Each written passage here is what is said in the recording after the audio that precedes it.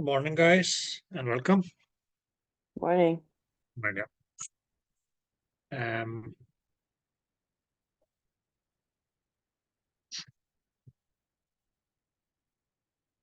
so how was the weekend? Good? Never long enough. Okay. Yeah, Monday is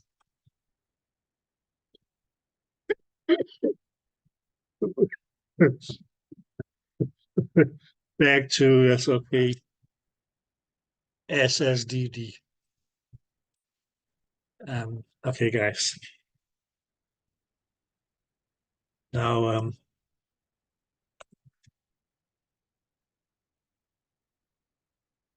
so you guys good with the diagrams I sent you guys the other day? And oh yes, okay, the topics related to that. Okay. Good. So we just have a couple of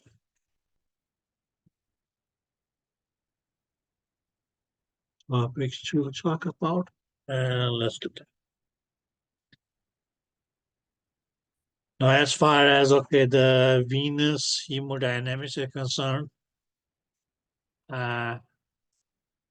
you don't need to worry that much about that one. Okay. So we're going to jump on to what we'll call. We're not doing venous No. hemodynamic. Okay. Hydrostatic pressure.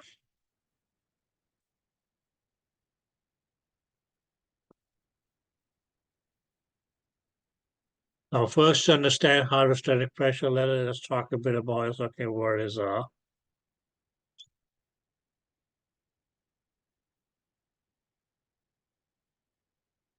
blood pressure. Okay. Now, blood pressure, that's going to be, we can say, the measured pressure. Oh, let's do this way. The pressure that the blood exerts onto the vessel walls. Now, if we do it this way and say,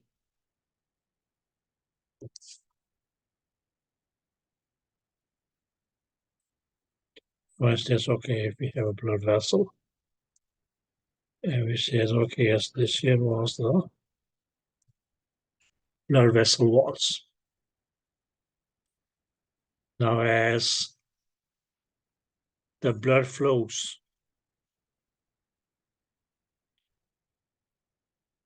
in the blood vessel, it is going to,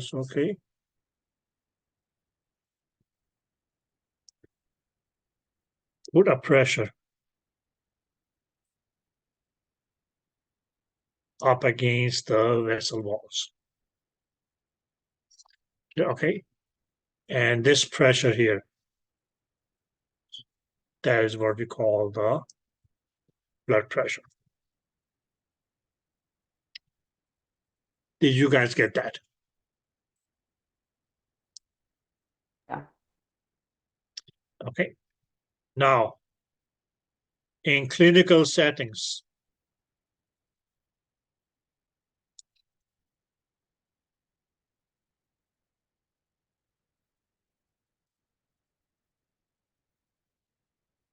we practically measure the blood pressure in the upper arm.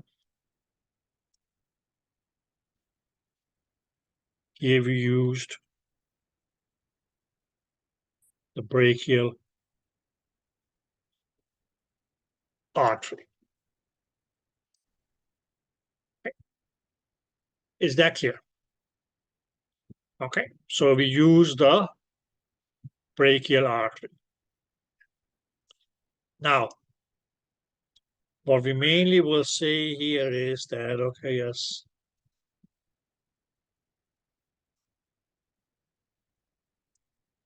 this measured blood pressure is going to be equal to the actual blood pressure.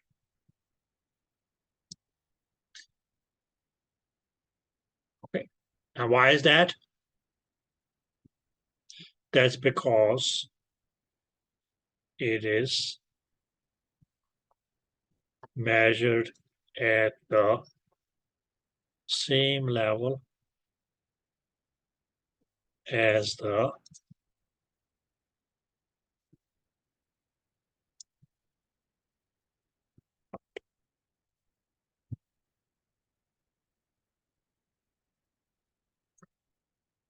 Did you guys get that?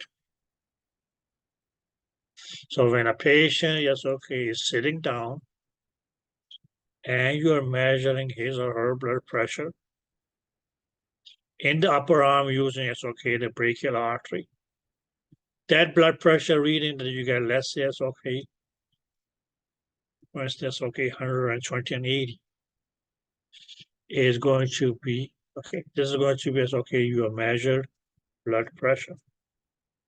And this measured blood pressure is going to be equal to the actual blood pressure.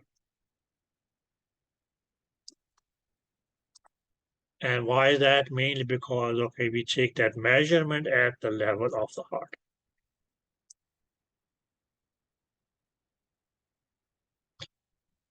Did you guys get that?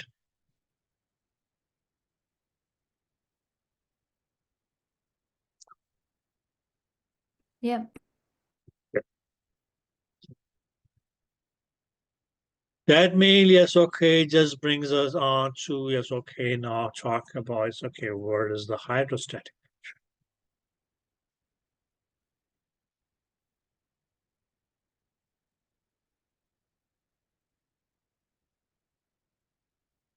And again, yes, okay, as we may see here, the hydrostatic pressure is still going to be, yes, okay, is still going to be a pressure, which means it's okay, will be a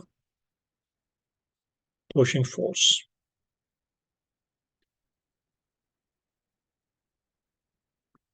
Okay.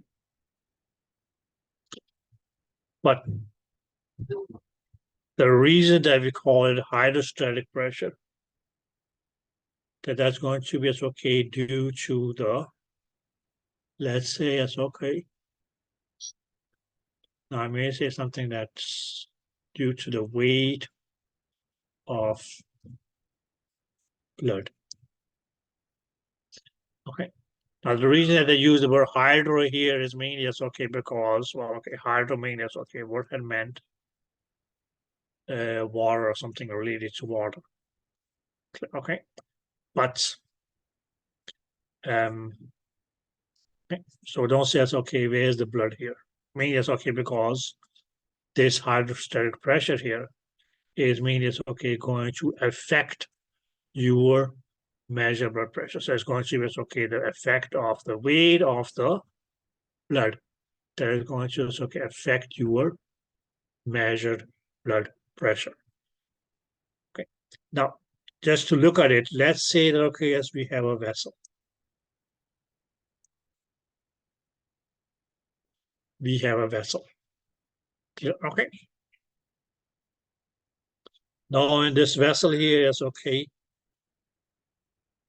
we have some fluid.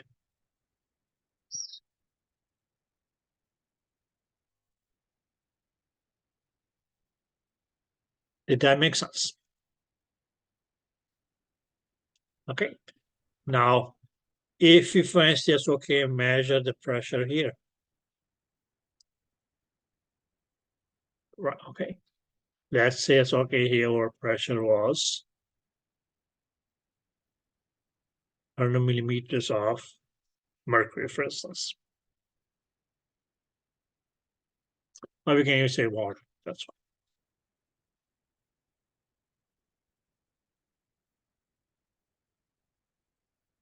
Yeah, okay. Now, in that very same vessel, if you, for instance, okay, measure the pressure here, it may be the pressure, let's say it's okay, 200 millimeters of water. Is that clear?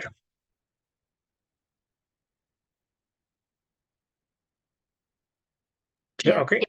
Now you will say, okay, why this difference of, yes, okay, 100 millimeters of water in the pressures? This 100 millimeters of water or difference in the pressure here, 100 versus 200, is mainly as okay due to the weight of, okay, as this amount of water here, of fluid or liquid in the vessel that adds up at this level here. And call that, okay, here is okay, there's going to be a greater pressure exerted onto, yes, okay, the vessel wall or the wall of the containers.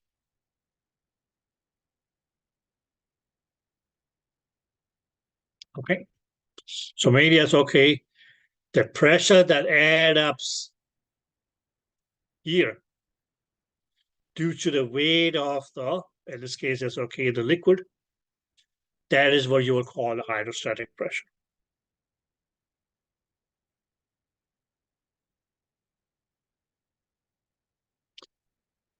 Did you get that? Clear, okay. We can even, yes, okay, go further and say, yes, okay. Oh, yes, okay, this chamber is going to, this is going to, yes, okay, we fill a bit more. You can then say, okay, now what about down here? Well, okay, as we measure the pressure, and okay, maybe it's okay. 300 millimeters of water.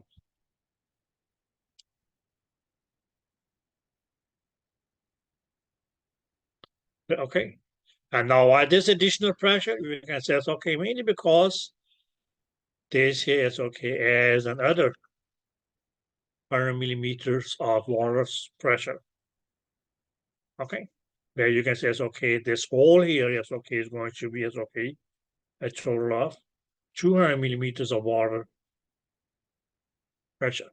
So that additional pressure due to the weight is going to be as okay, what we will refer to as the hydrostatic pressure.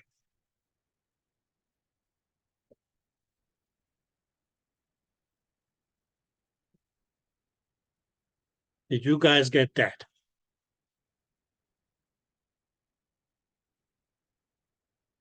Or have any of you ever been to a circus? Okay, not necessarily been to a circus, but seen as okay performances or TV or something like that.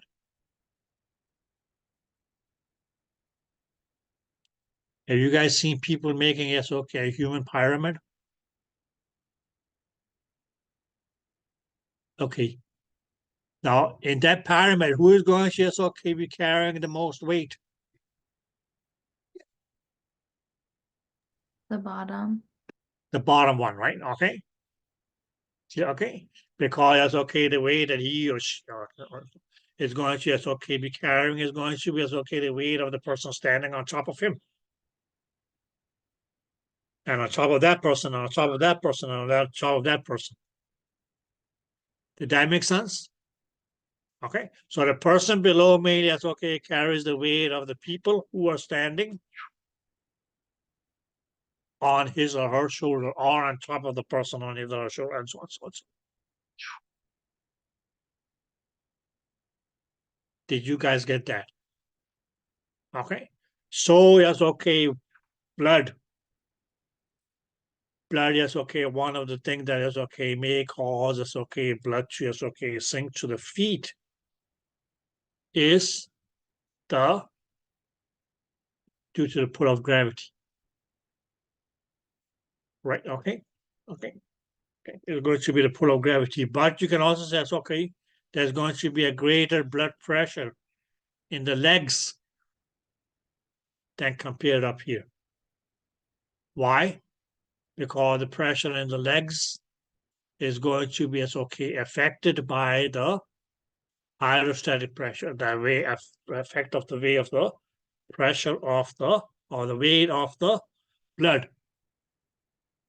Okay, that is built up in, yes, you can say it's in the legs, in the abdomen, and so on, so on, so on, so on.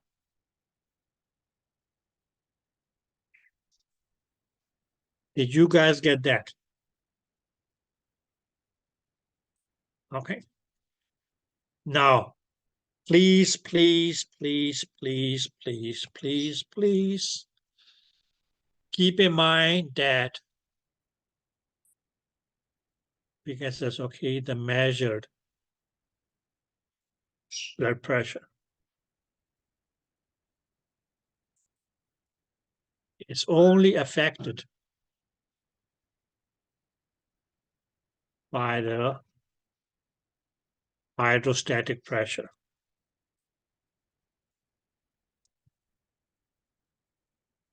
If the person is standing up.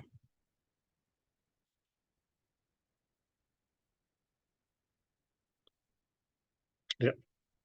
And what does it mean to be standing up?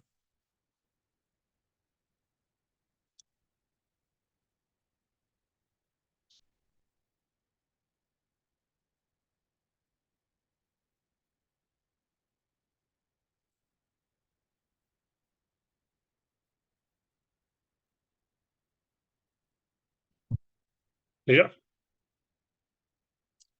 Where we already said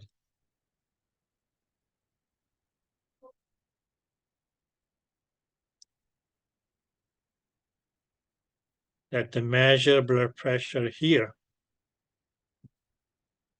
is equal to the actual blood pressure. Why? Because of no hydrostatic pressure.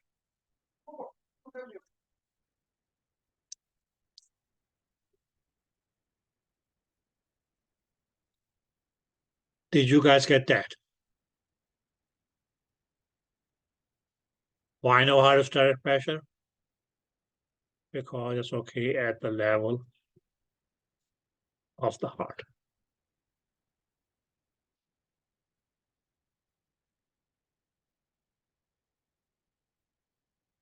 Okay.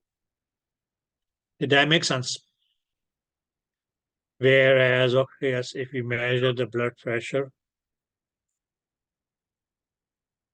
here, okay, the measured blood pressure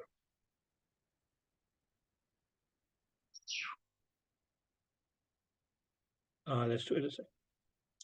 We can say it's the actual blood pressure plus the hydrostatic pressure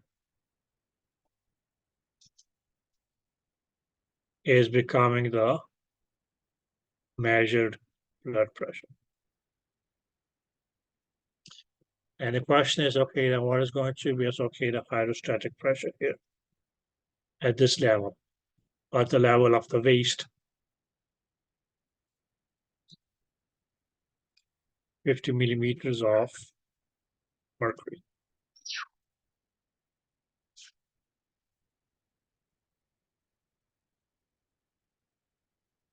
Did you guys get that?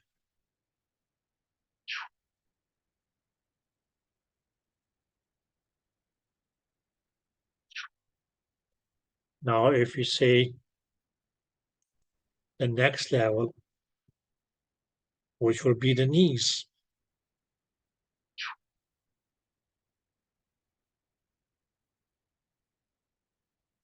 Yes, your actual blood pressure.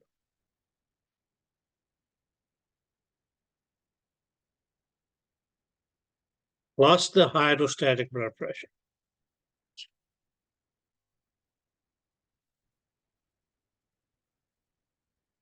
Is going to be equaling as the measured blood pressure.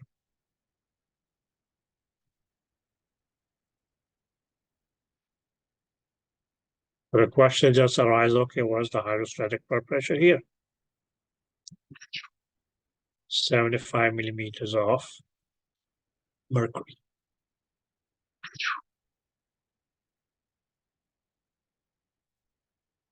Did you get that?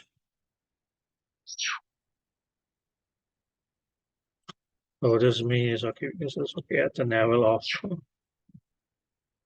these.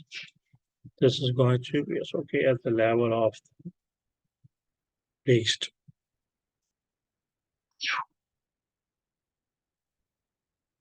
Next is going to be okay at the level of the feet or ankle. Again, same formula.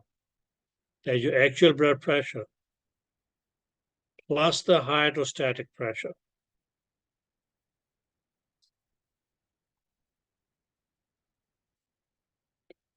is going to be as okay your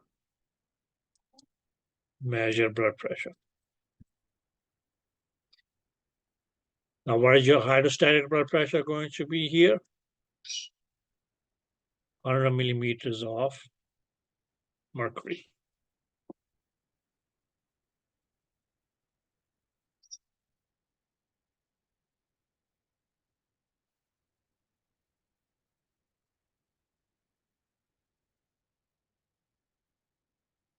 Did you guys get that?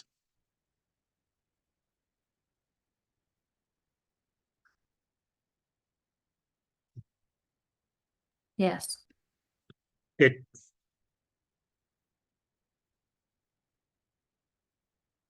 Now, what about at the level of the head?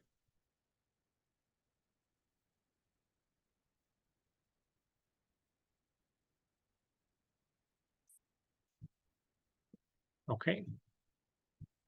Now here, your actual blood pressure.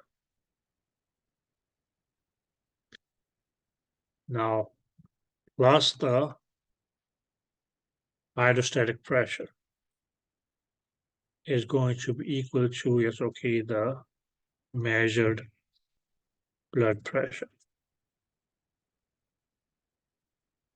But when standing up, yes, okay, the hydrostatic blood pressure is going to be minus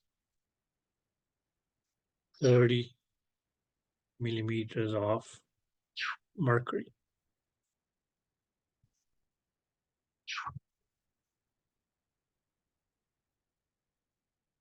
Did you guys get that?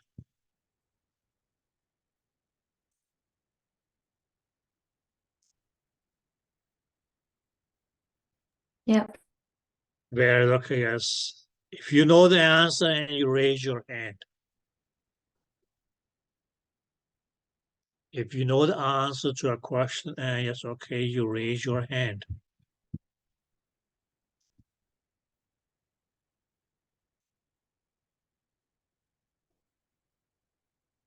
And I measure your blood pressure here now at the wrist, at the level of the wrist.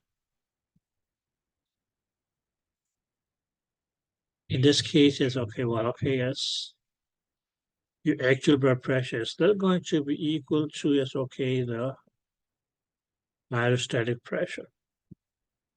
And the sum of these two is going to become, yes, okay, the measured blood pressure.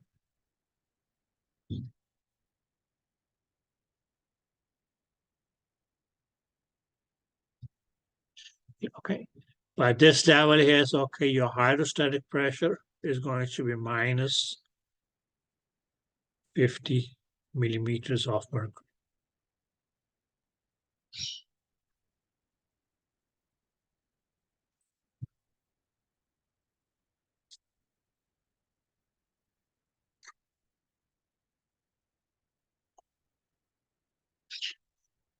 Did you guys get that? Now, if we, for instance, say that, okay, at this level here is, okay, sorry. At this level here, our measured blood pressure was, let's say it's okay, 120. Let's say that we just go with the systolics.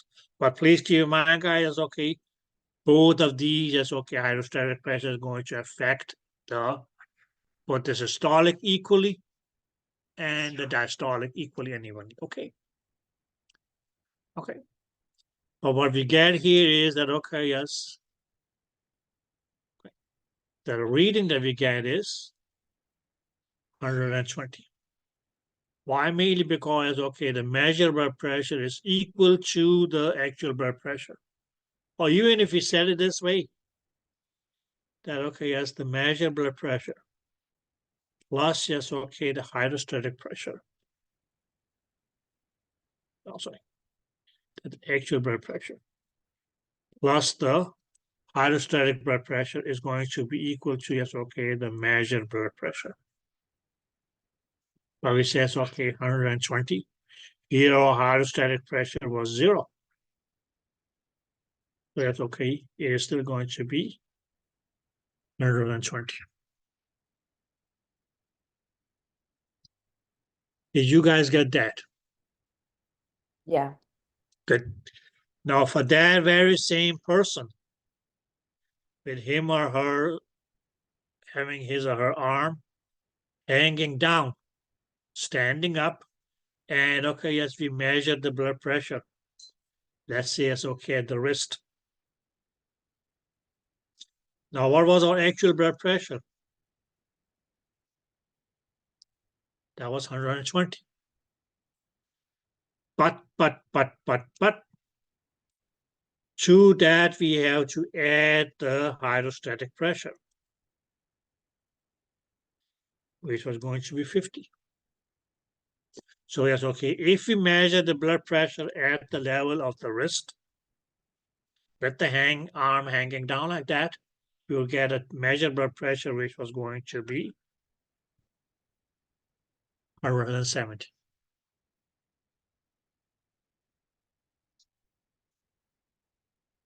Yeah, okay. So this becomes, yes, okay, your measured blood pressure.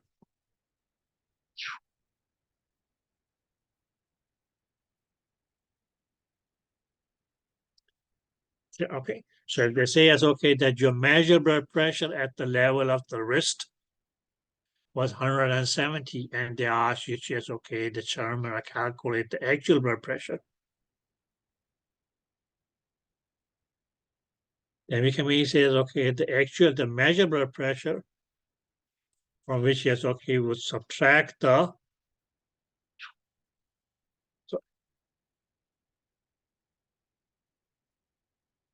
hydrostatic pressure is going to give us the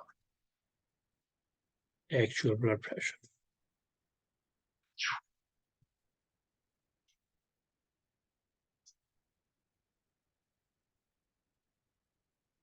Right, okay, which mainly will mean that, okay, yes,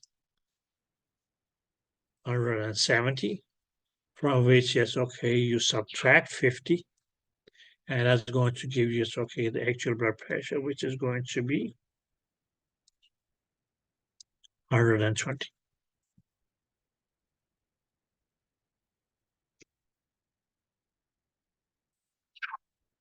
Did you guys get that? So the same will, yes, okay, apply to, yes, okay, the knee. You have 120 as the actual blood pressure, just as a value. Okay. But for that very person, yes, okay, if he is standing up and you measure his blood pressure at the level of the knee, the reading that you will get is going to be, yes, okay, 195-ish. Why that difference from the actual blood pressure of 120 and all of a sudden, yes, okay, 195? That additional pressure was due to, yes, okay, the hydrostatic pressure.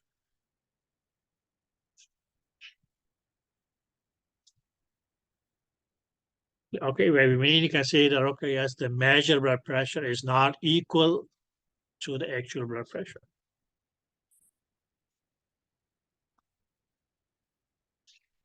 And so on.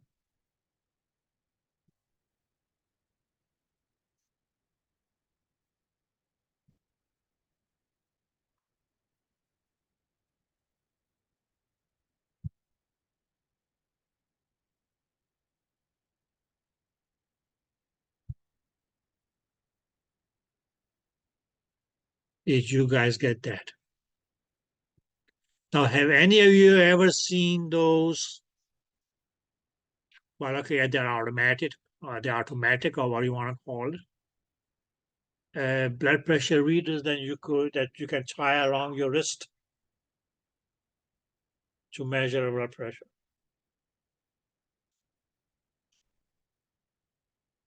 Now, if you measure your blood pressure using that with your arm hanging down, that's going to give you an abnormally high blood pressure.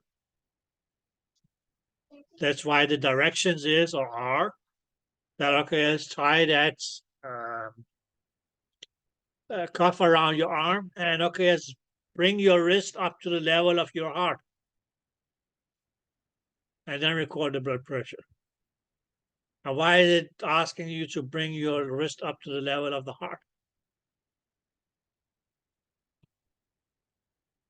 So that it is at the level of the heart, and that's okay. Your reading is not going to be affected by the hydrostatic pressure. Did you guys get that?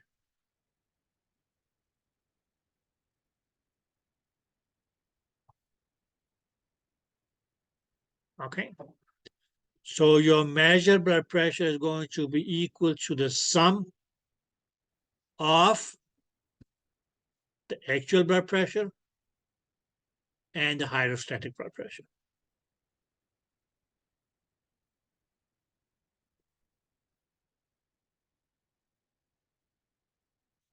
Did that make sense?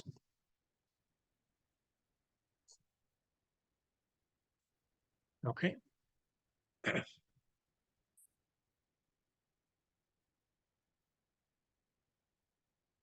Any questions?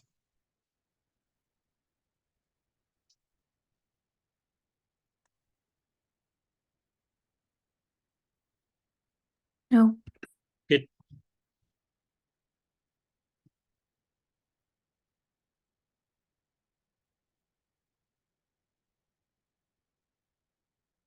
now, what if a person, for instance, okay, was lying down?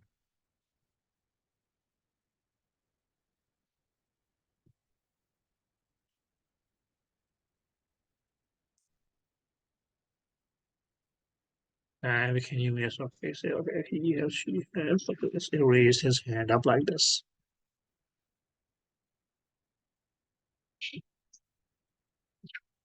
So a person lying down. Okay, and that could either be prone oh, sorry, or supine.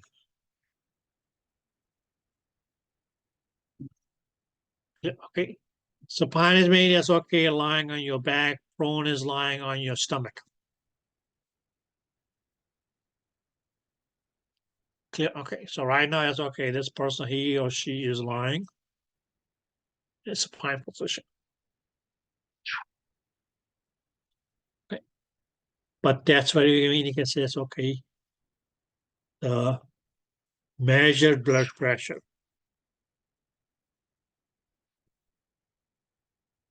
is not affected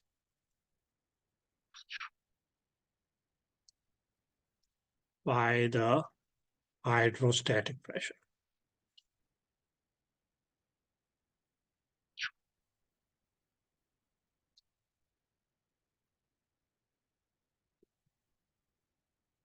And let's just say it's okay. His other arm is here. Where we can say it's okay. This is his heart. So whether we measure the blood pressure here, let's say it's okay, it measured as 120. The blood pressure is going to be still measured 120 here. It is still going to measure, it's okay, 120 here. It's even measure is okay, 120 here. Even is okay, 120 here. And even is okay, 120 here.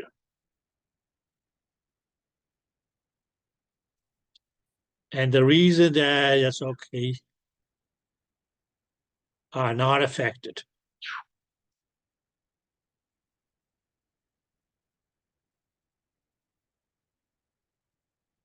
The reason that, okay, that's all we can say is, okay, the reason that the readings here are not affected by the hydrostatic pressure because, okay, where is it you measure? All these reading here is, okay, we're checking at the same level as your heart.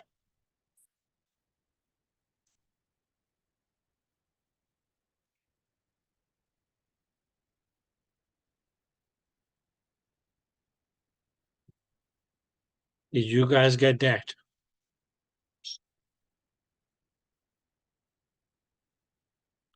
So when the patient is lying down,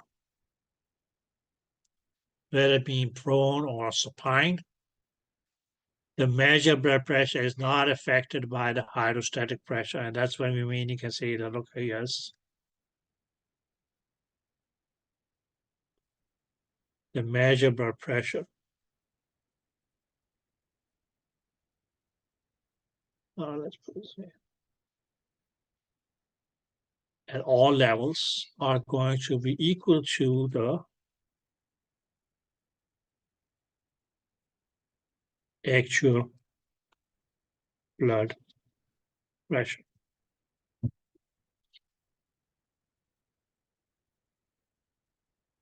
Okay, because it is not affected by the hydrostatic pressure. So in all these cases, okay, it's okay. And the person is lying down, the hydrostatic blood pressure is going to be 0.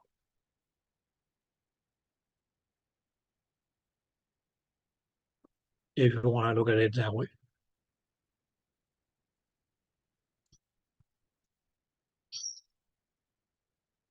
Okay.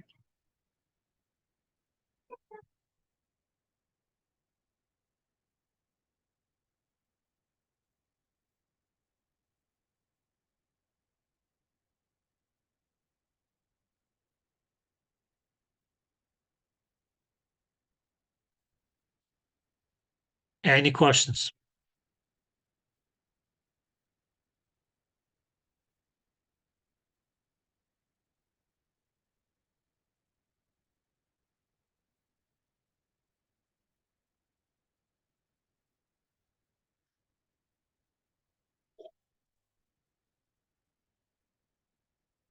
No?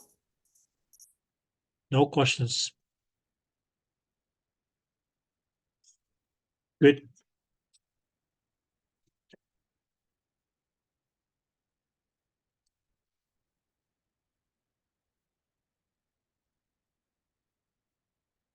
So then let's just look at the questions on page 297.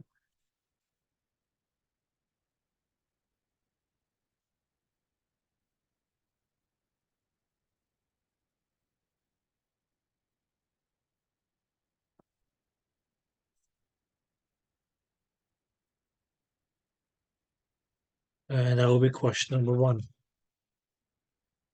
Now, what is the hydrostatic pressure at all locations? Okay, let's see. The topic here is, okay, as arterial blood pressure measured in a patient's supine pressure. Okay, in a supine patient's arm blood pressure is 140 millimeters of mercury. We can just, okay, this patient's blood pressure was, oops,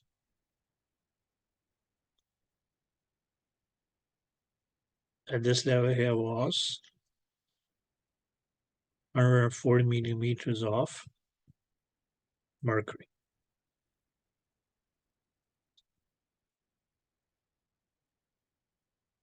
And he's not happy about that.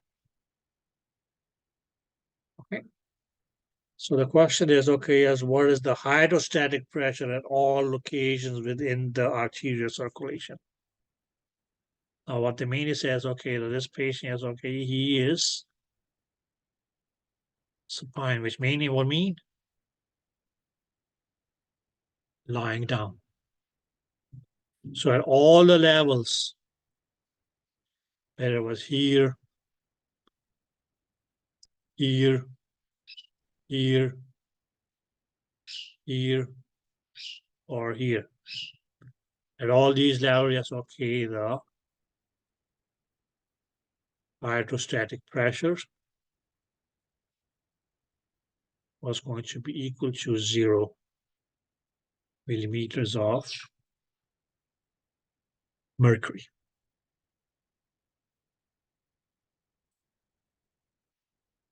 Did you guys get that? Okay, but that's only because he is lying down. Had he been standing up, then we were talking something else. Okay? Did you guys get that? Now, the next question that they ask us, okay, is what is going to be the blood pressure at the knee?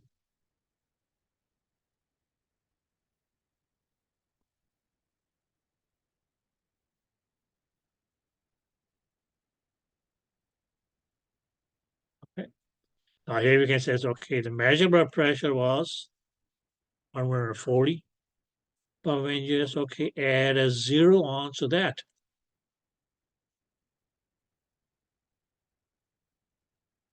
where we mean is, okay, just in context, says, okay, that this was the actual blood pressure.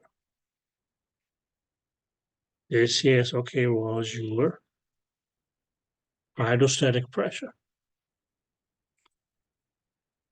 But it's okay, even it's okay at the level of the knee, it's okay, the measured blood pressure is still going to be 140 millimeters of mercury. Because we didn't have, yes, okay, a change in the blood pressure due to hydrostatic pressure because the hydrostatic pressure was 0. Why was it 0? Because the patient was lying down.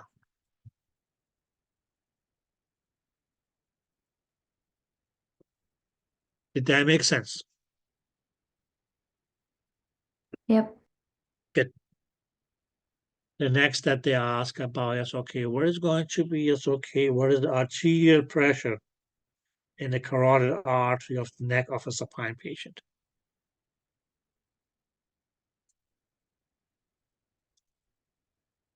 Okay, so what is going to be, is okay, the measured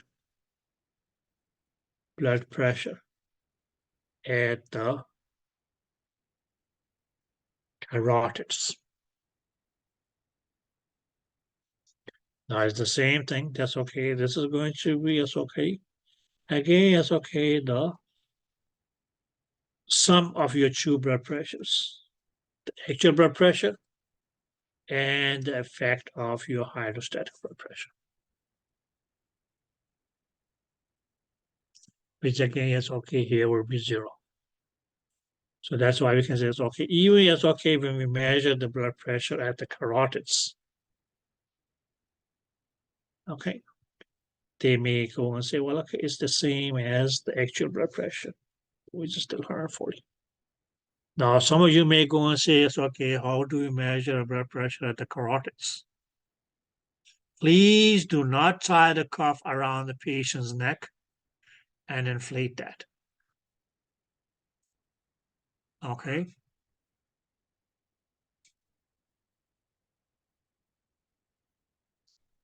Okay, that's not how it's done in the neck.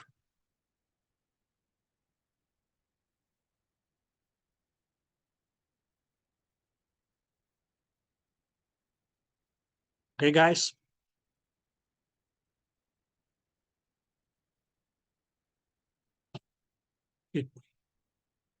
So did you guys get what the hell a hydrostatic pressure was? Yeah. Okay. Or you can mainly say, okay, the more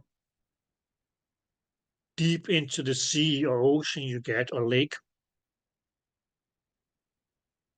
Okay. One of the reasons that it may be is okay, more and more difficult for you to just okay get out of the water is because of the increasing pressure. Or yes, okay, your ears. It has the same effect as okay as going up to high altitudes.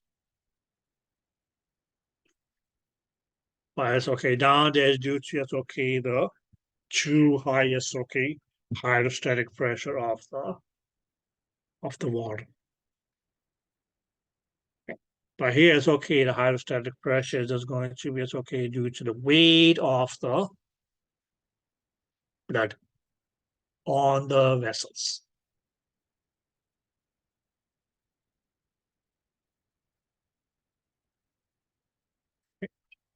Or just think of that poor lad or chap who is standing at the bottom of the human pyramid.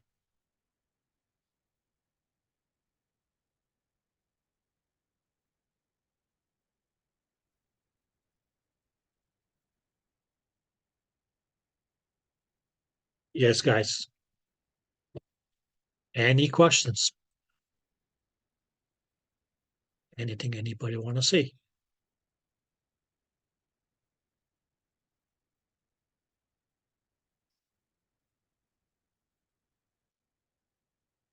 Nope.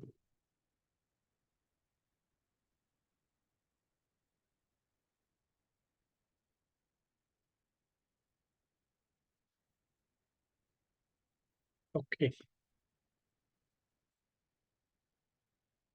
Then on page 299, that's a page less than 300. You got a total of 6 questions.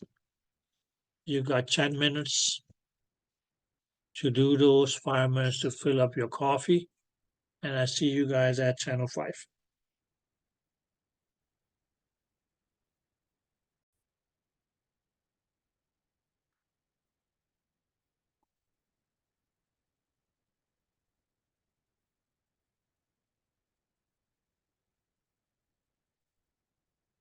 So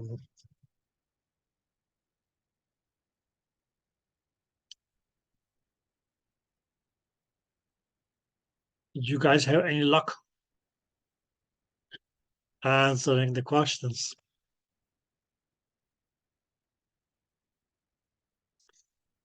Okay. So let's just see. Let's just look at them together.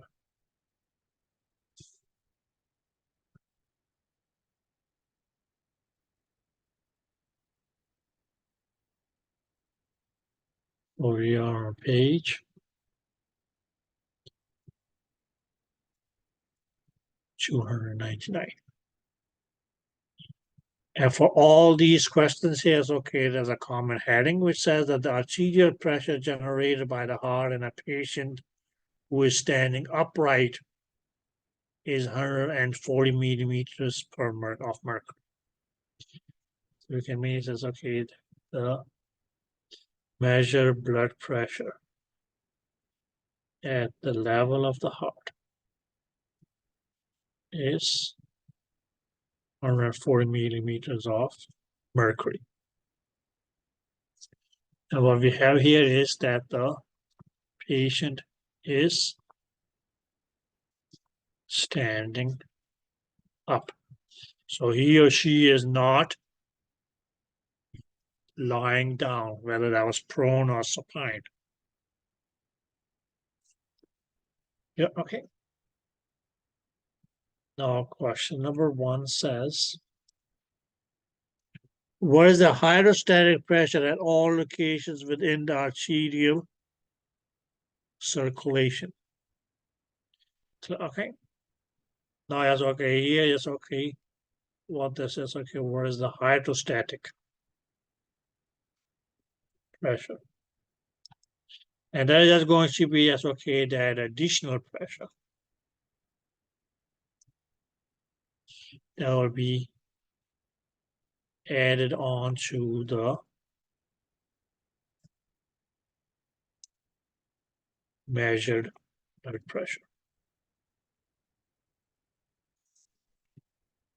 Yeah, okay. And for that one, yes, okay, I mean, yes, okay, just recommend that you guys look at the figure 19.8.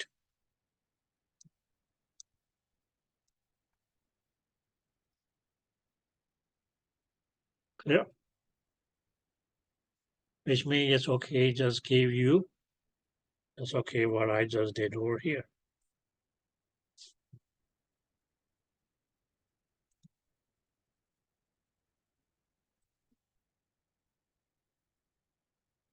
And here. And here. Gave you, yes, okay, the hydrostatic pressures at different levels. Did you guys get that?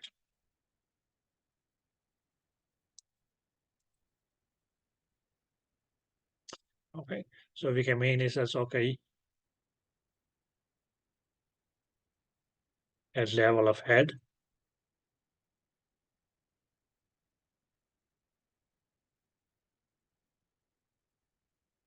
Minus 30 millimeters of mercury. At the level of the waist.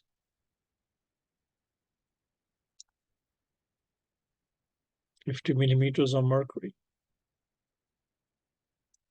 Knee. 70 millimeters of mercury. An ankle. 100 millimeters of mercury.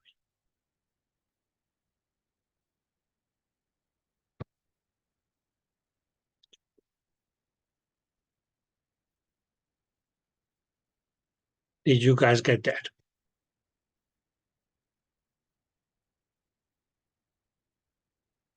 Yep. Good. Now, what is the arterial pressure measured in the toe of the upright patient?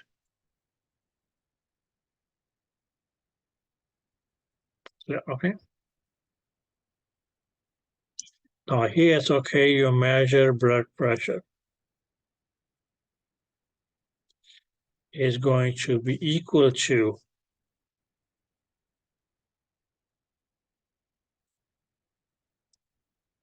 actual blood pressure plus the hydrostatic pressure.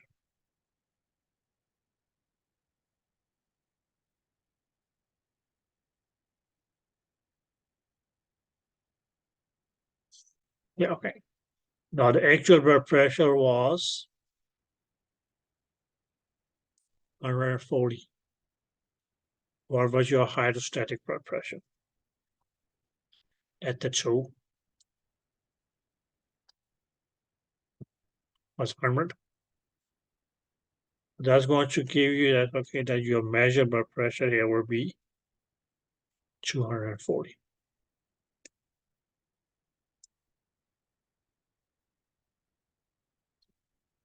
Did you guys get that?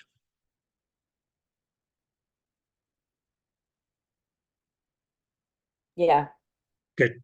Now I had it otherwise said that, okay, as the measured blood pressure at the level of the toe is 240.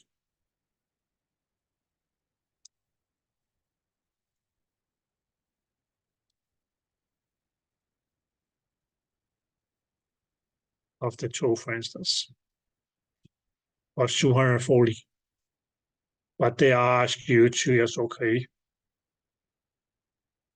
And based on that, okay, what is the actual blood pressure?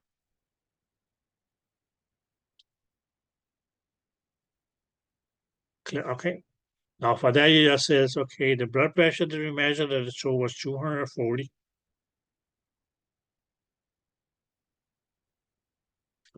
From that, we as okay will need to subtract the hydrostatic pressure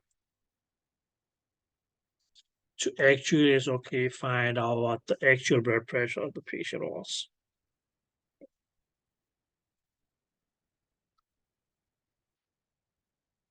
Did that make sense? So they say it's okay, all the way it's okay, you measure a pressure of 240 at the toe, but what is the patient actual blood pressure? It would be that you subtract the hydrostatic pressure from the measured blood pressure, and that will give you, yes, okay, the actual blood pressure. Please keep in mind, guys, this is still, yes, okay. And the patient was standing up. If this very patient, yes, okay, was lying down, then okay, your hydrostatic pressure would be 0. That if you measure the pressure of 240 in the toes, if he was lying down, his actual pressure was also going to be 240.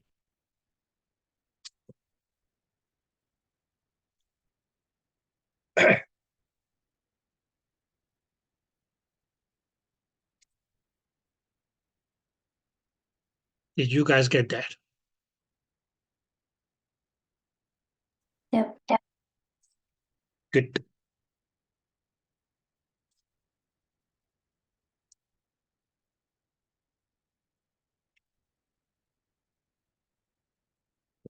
Question number 3.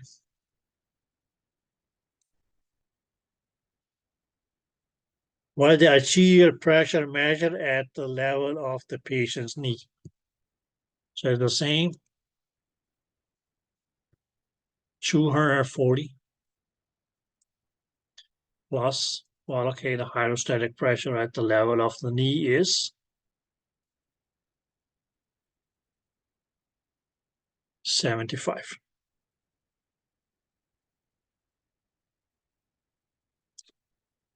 Does that make sense? So the main, yes, okay, says, okay, what is going to be the blood pressure measured at the knee?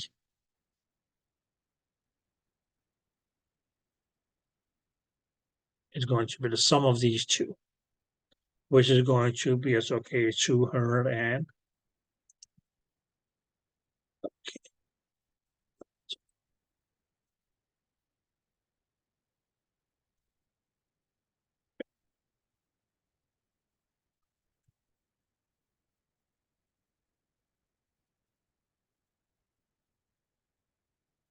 215. Yeah, okay. But had they given you this pressure here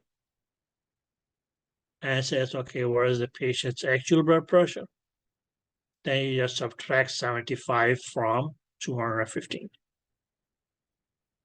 to get the actual blood pressure.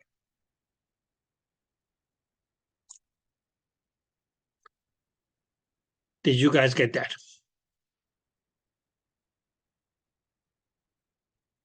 Yep. Good.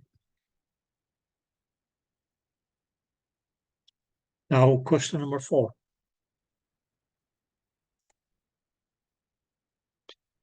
Now, what is arterial pressure measured at the, okay, yes, okay, what is the arterial pressure measured at the standing patient's waist? And again, it's okay, this plus the hydrostatic pressure at the waist was 50. So the sum of these two is going to be 190. Okay, so this will now be is okay, the measured blood pressure. And okay, yes, the level of the waist. But if they gave you a says, okay, the measured blood pressure at the level of the waist is this much. What is the actual blood pressure? In that case, it's okay. That means okay. That you mean it's okay. We'll subtract 50 from it, and that will give you yes, okay, the actual blood pressure. So just because you got a high reading of okay, yes, measuring the blood pressure of the patient at the level of the waist. Okay, doesn't mean that this is going to be his or her actual blood pressure because there's an addition of 50 millimeters of mercury due to the hydrostatic pressure.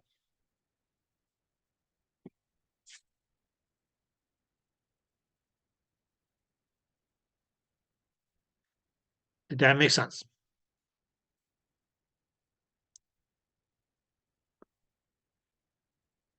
Question number 5 just reads, okay, yes, what is the arterial pressure measured at the standing patient's upper arm?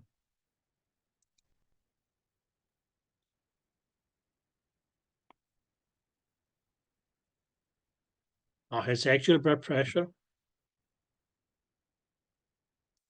was 140. But it's okay at the level of the upper arm. What do we have? As 0 hydrostatic pressure.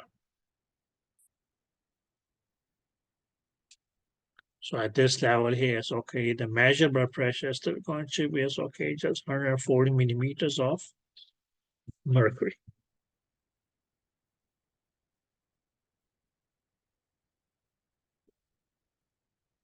Did you guys get that?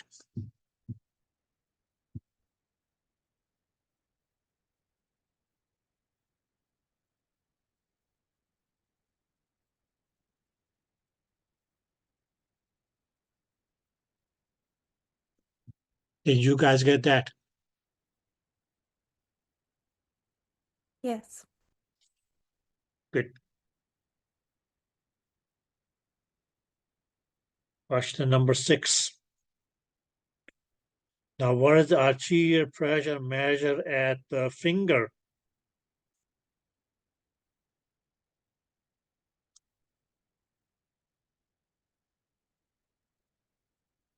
When the patient is fully extends his arm towards the sky.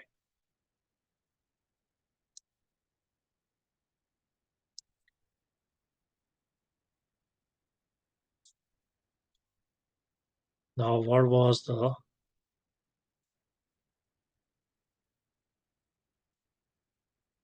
actual blood pressure? Was 140.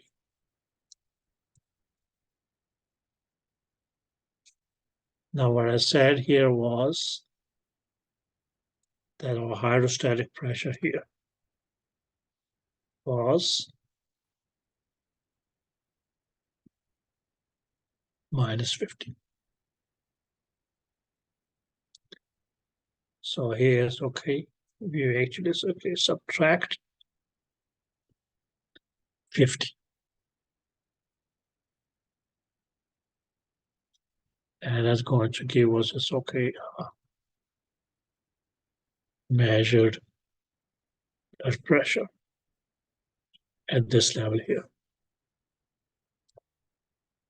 which is going to be 90.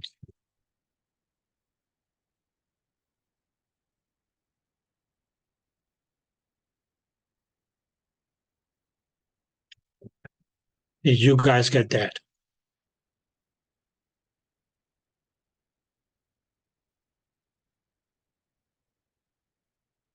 Yeah.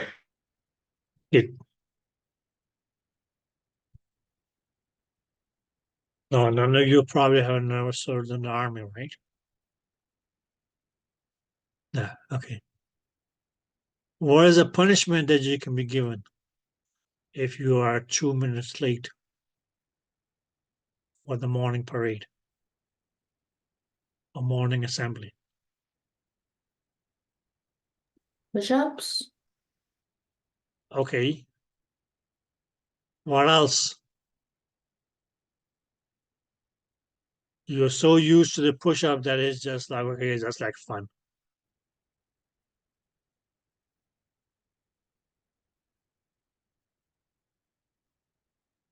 Never heard of it? Or maybe the army here doesn't practice that. But back home, we are so okay, raise your hands like this and run. Or even if you don't run, just stand like this. Try to stand like this for, 5 minutes. And then we ask you, why did the doctor give you too short? A short in both shoulders. Okay. That's going to be what you were doing why it's your lunch is getting ready.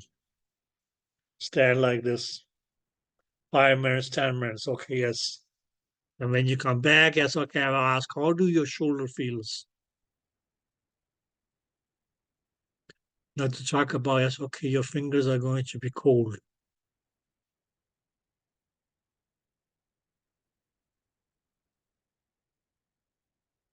Okay.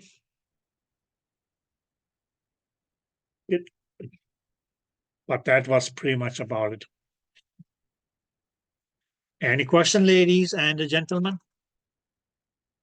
So yes, okay, for your little figure on 15, that's okay, 18.9, just make an arm up and okay, right, minus 50 millimeters at the level here, right? Did that make sense? Good. Okay, guys.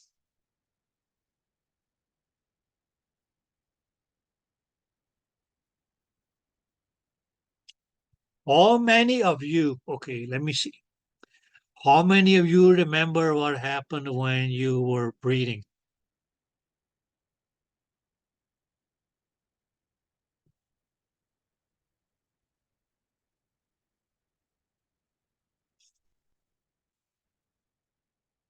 You recall your respiration?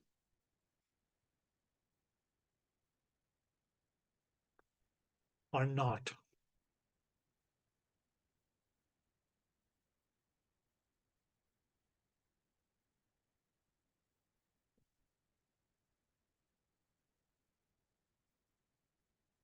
Are you talking about like your chest expanding? Your Just expand diaphragm? all those things. Rise and fall in pressures and all that.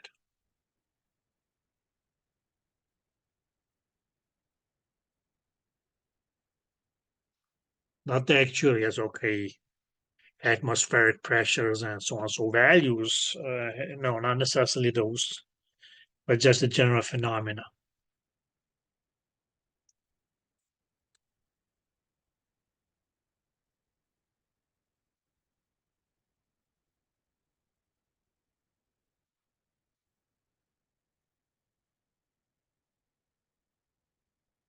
Okay, that's fine. But as I said in the beginning of the chapter,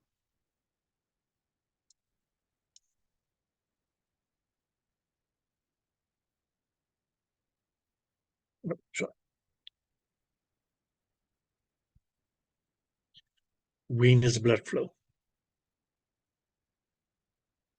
Now we already said that that was going to be basic. Okay, so venous blood flow is going to be phasic. And what did we see that phasic was? Weakness is okay, controlled by the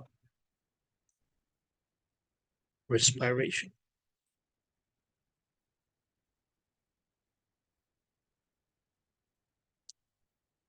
Did you guys get that?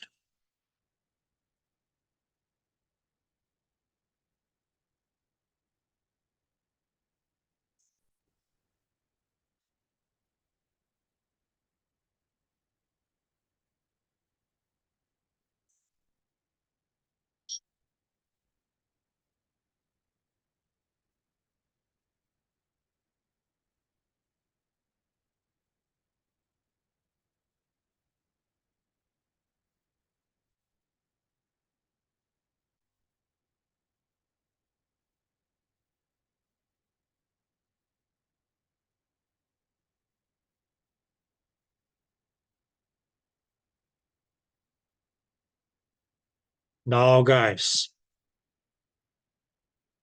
when somebody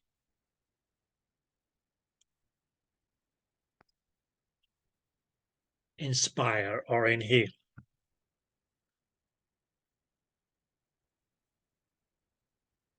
what was going to happen?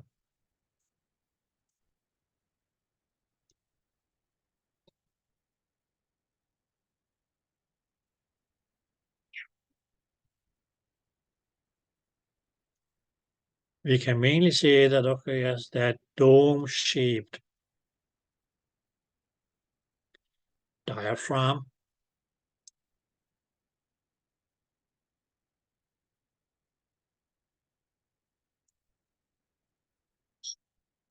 descends, right?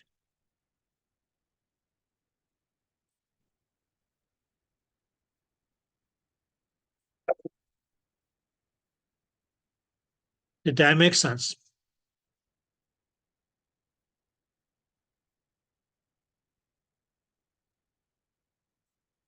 Now, as a result of that, we can mainly say that, okay, yes, the intrathoracic pressure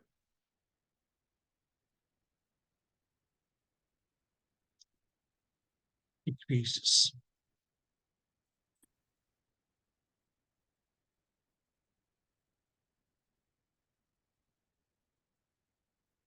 Now, in terms of breathing, you mainly says, okay, that pressure is going to decrease to a level below that of the atmospheric pressure, and that's how air actually is sucked into the lungs or through the airways and so on and so on.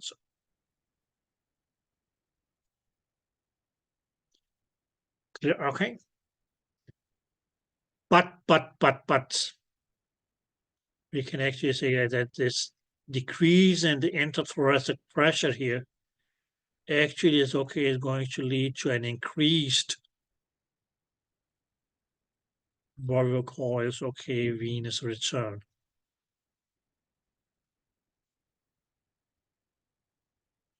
That actually is will be an increase in the venous return of blood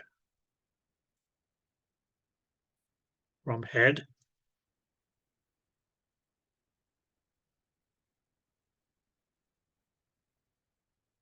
neck and your arms.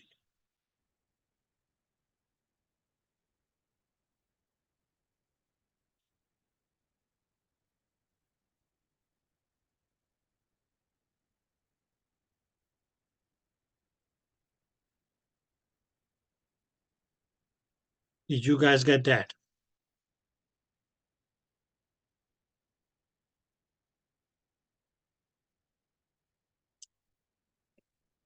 Did you guys get that? Yes. Good. Now, guys, as a result of the flattening out of the diagram, what's going to happen? That actually is will be an increased intra-abdominal pressure.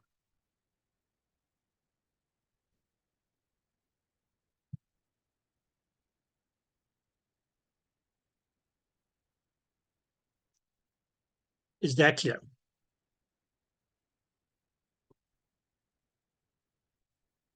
Okay, you can mainly say, why would that be? Mainly because, the organs in the abdomen are pretty much, well, you can say, see, are going to just, be pressed more closely together. But actually, is will be just, a buildup of pressure inside the abdomen. Okay, or if you just say it's mainly because, the diaphragm descends, the area of the abdomen decreases. Okay, and what do you know? That pressure is inversely proportional to area. So when the area decreases,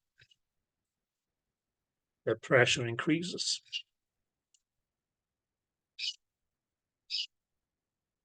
Did that make sense?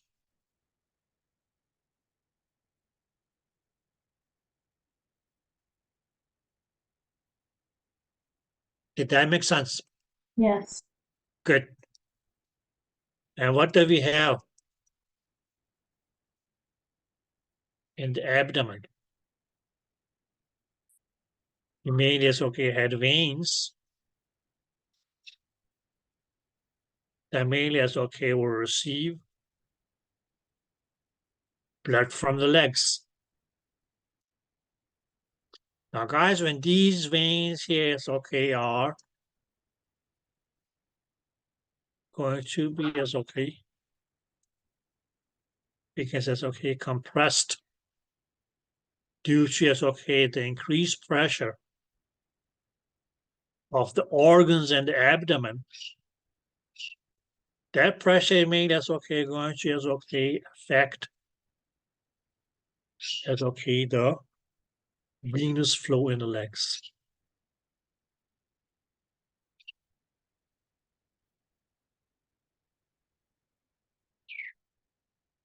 And that will be decreased.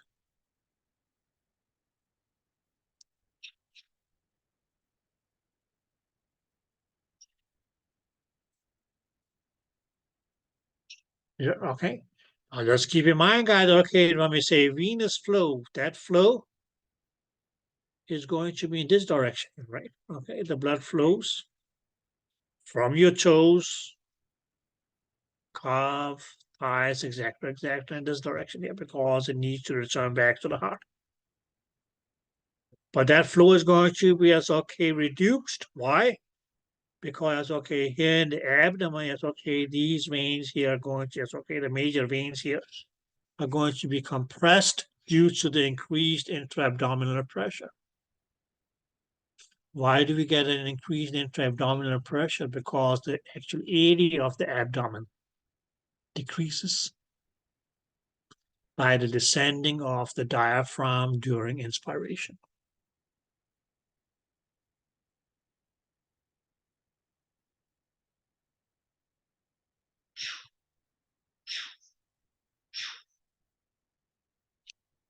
Did you guys get that? Let's put it this way. It's it's the sound. It's the eight of us. If we are put into an 8 cubic feet room, each of us have an area of 8 cubic feet or square feet, right? Okay, or 1 square feet for each of us to fit into. Now, if you reduce the size of that room, what is going to happen? Well, as either we will be pressing up against the wall or pressing up against one another. So us pressing up against the wall or pressing up against one another is going to be be that there's going to be an increased pressure.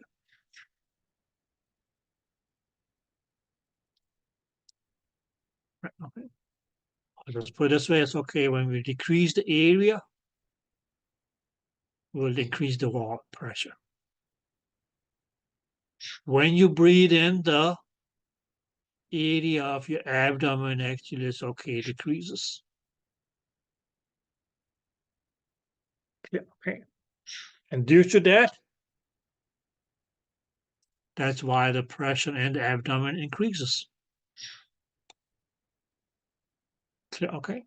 But that pressure in the abdomen that increases is actually going to put pressure onto your veins and cause the flow in those veins from the legs back to the heart to decrease.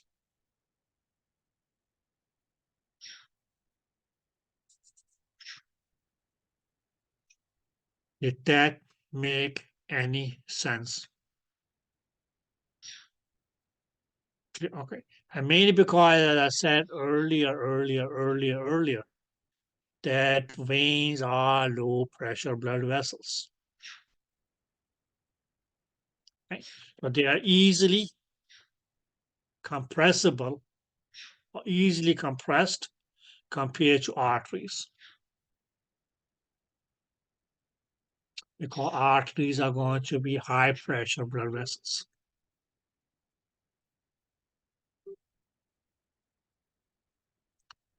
Okay. Primarily because arteries carries, or the blood in arteries have more kinetic energy than the veins. That's why it's okay. In arteries, blood is going to be flowing faster than veins.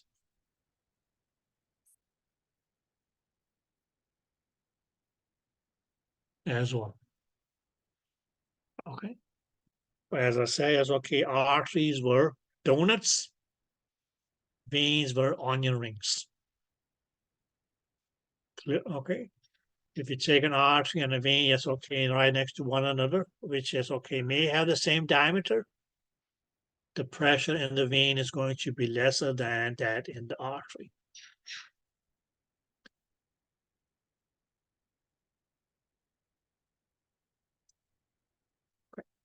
And okay, if the pressure inside the vein is lesser than that of the artery, is going to just okay mean that it will be easily to compress it.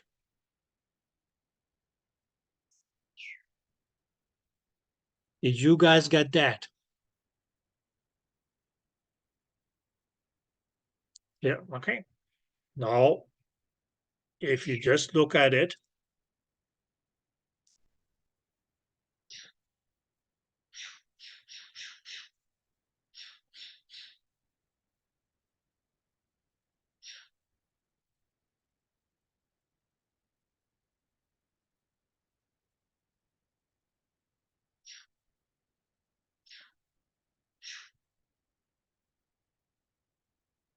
now that exact very opposite is going to happen when the patient just okay expire. Or as you may say, it's okay, exhale.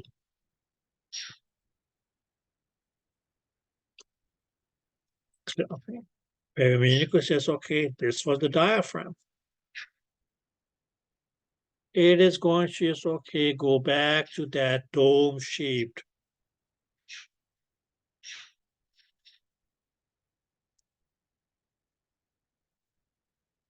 And what happened due to that? Now that's where you mainly will see that okay, yes, that we will have an increased intrathoracic pressure.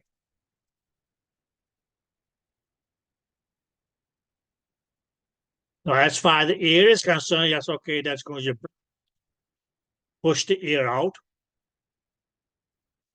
But that's mainly as okay, where we actually as okay will have a decreased venous return.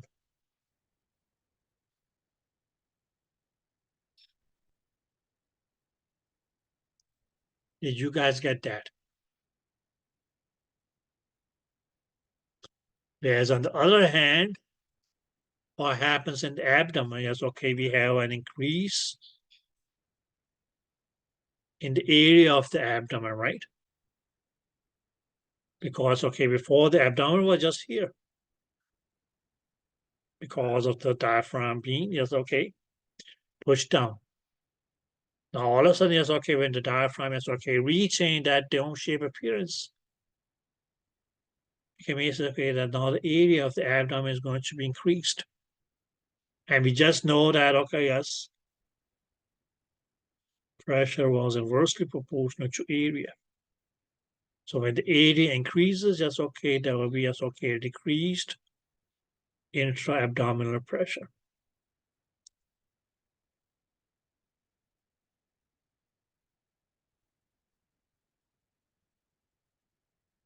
Okay. And what that decrease in the intra-abdominal pressure is going to do is okay, that's going to just okay, we can say it's okay, offer reduced, or you can put it this way, reduced resistance to yes, okay, to the blood flow in the legs.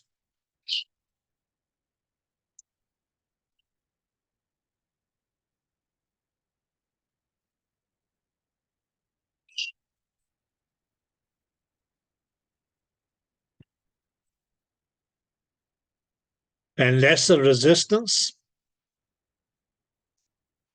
is going to lead to greater venous flow in the legs.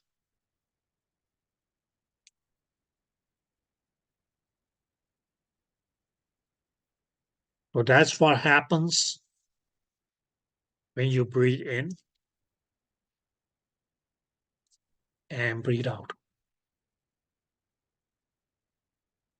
Upon your venous flow,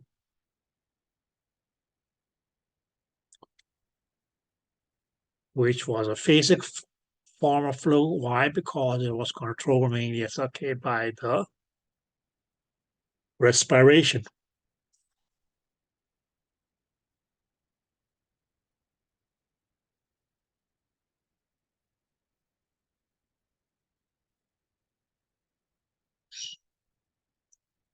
Did you guys get that?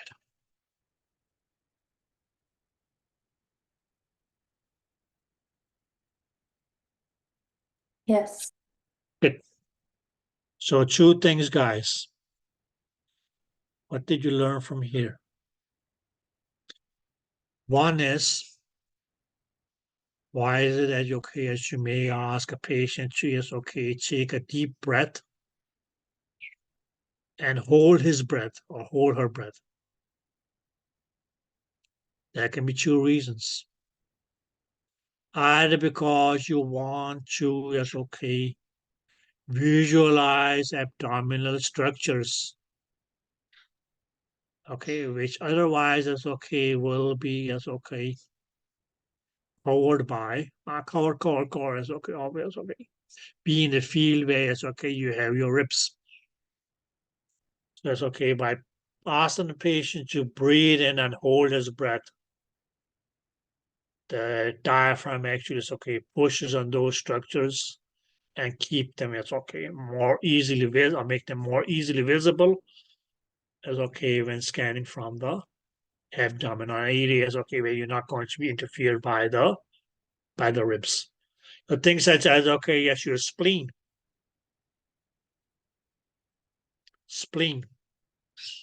It pretty much lies right just by your lower ribs, those floating ribs there.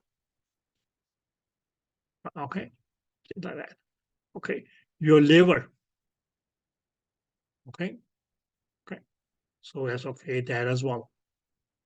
But another thing is, that's even or if you want, just check on, the venous return, or let's say the blood flows in the abdomen. Did that make sense? So that's where, this chart here is going to become handy.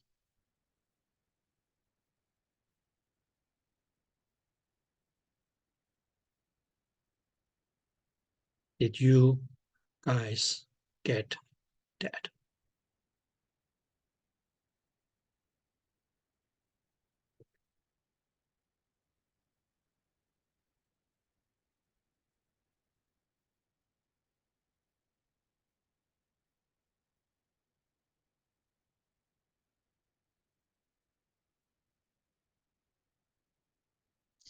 So we have two questions.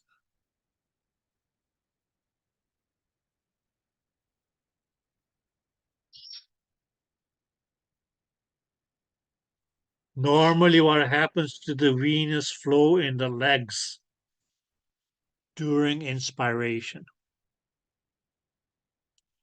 That decreases. What happens to the venous flow in the legs during expiration? It increases.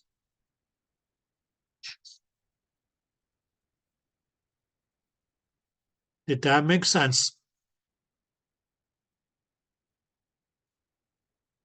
Good. All of the following occur during expiration except from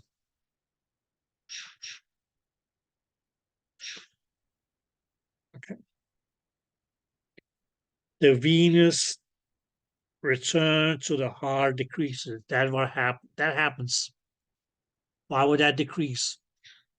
Because of an increased intrathoracic pressure. Is that clear? So venous return to the heart will decrease due to, yes, okay, an increased intrathoracic pressure. Venous flow in the leg increases. That's what also happens in the expiration. I mentioned that in the previous question, although it asked about inspiration too, but it's okay. Okay. The abdominal pressure increases. No. During expiration, the abdominal pressure decreases. Did you guys get that? Why? Due to, okay, the increased area. Why increased area? Because of the diaphragm going from okay, being okay, some Australian okay, retaining that dope shape appearance. The diaphragm rises into the thoracic cavity. That's also what happens in expiration.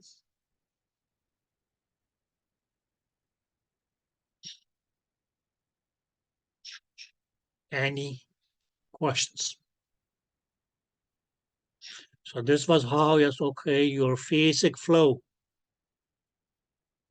in the veins is or was or is going to be controlled by your or regulated by your basis of respiration.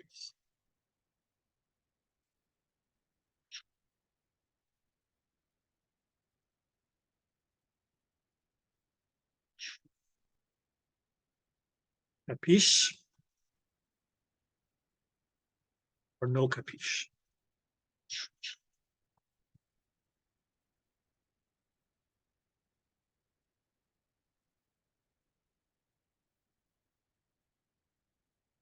The purple box that's on page 302, is that Okay, let me very see. important?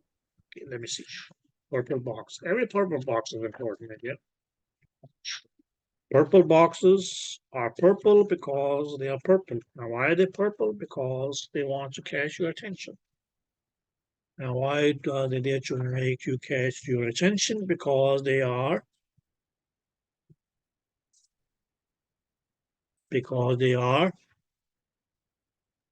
Purple. Important. important.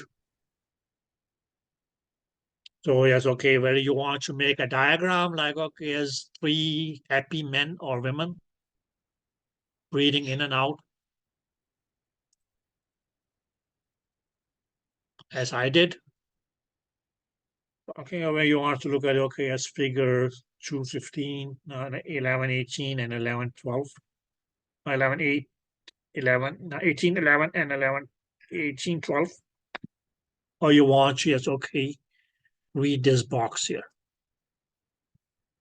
Okay, but listen, my dear, the easiest way to do it is just remember what happens during one of the phases.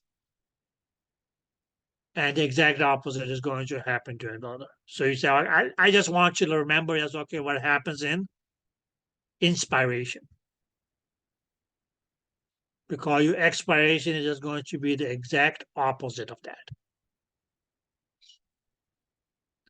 Okay? Or you say, I don't like to hold my breath. You can go with expiration. The exact opposite is just going to happen in inspiration.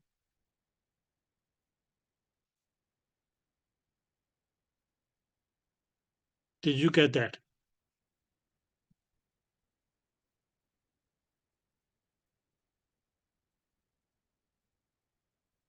Okay, so there's actually that's okay, no point of remembering both of them. Just remember one and say, okay, the other is just the opposite of the first, the one that I remember. You just have to remember that, okay, what happens during expiration is just the opposite of what happens in inspiration, which I remembered.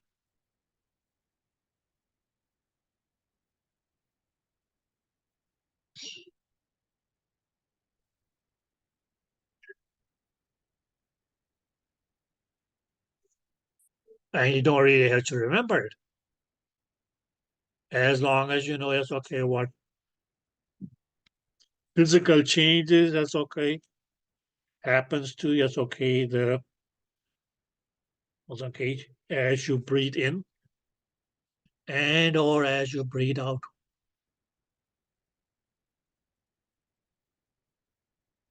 And then you just relate it, yes, okay, a little bit of the physics that we already have learned. Greater area, lesser pressure, greater area.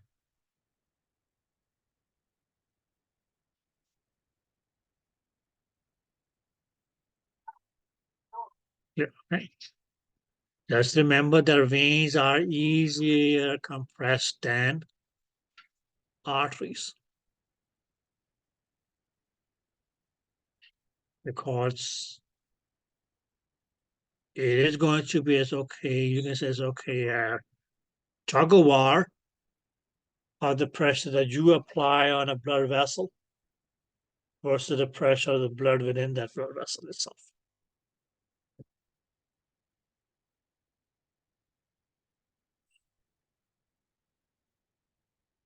So guy is okay. If you, for instance, okay, even if that is okay, even if you measure the pressure in a blood or in a patient in his or her legs, for instance, the pressure is always going to be greater in the arteries than in the veins.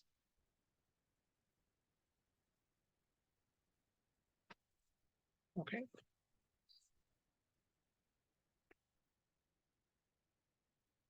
It's oh, guys, as far as the theory is concerned,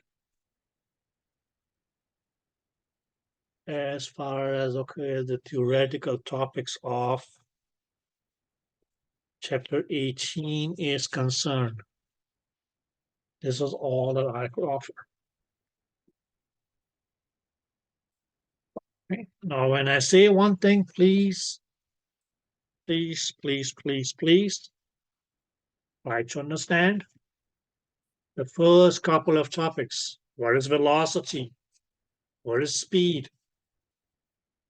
What do they measure and things like that? Okay, what were the types of flows and so on and so on. So that was all just okay discussed because we wanted to talk about that figure, which is yes, okay, figure 18.5. That's no such thing. That thing that I sent you guys, the Mona Lisas and the Picassos with. Right, okay. Was the reading or was the writing illegible? Could you read it? Or were you struggling? So? Yeah, I Yeah. understood what you were talking about when we were going over it, so I was able to decipher. Okay, good. Okay. After that, that's okay. It was just as okay, your hydrostatic pressure, and okay, then the last, the venous flow and the breathing. Okay. So that's the major one for Doppler.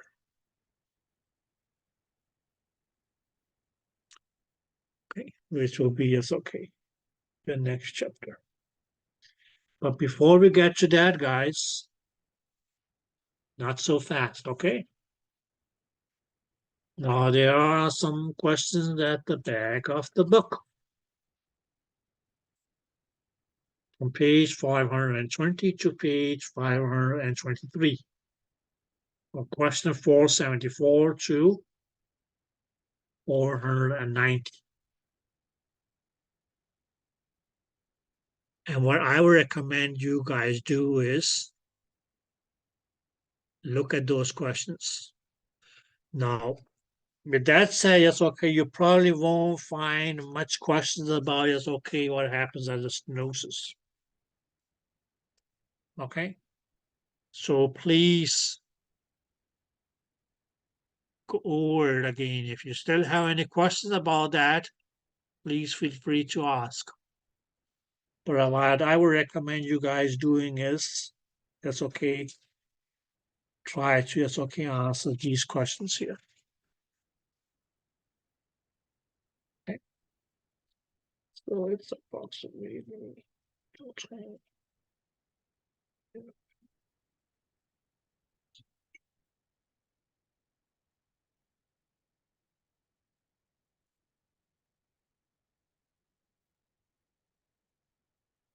17 questions. So I see you guys around 11:30. Yep. And please just okay look at your stenosis thing again. So if you still don't understand it, please feel free to ask because that's the real thing. Okay. Have fun, guys. Managed to answer the questions.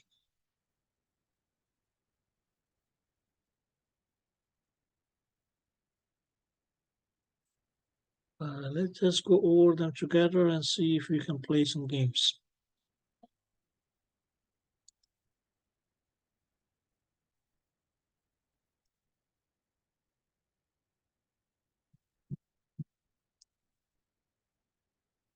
Now, which of the following flow patterns is associated with cardiac contraction? That can't be phasic. Phasic was what we had in the veins, right? Okay. Which would have been the answer if it had asked about is okay. Respiration or venous, right? Okay. Spontaneous is also venous or phasic. Or we can say, okay, spontaneous or phasic can also be called spontaneous. Steady.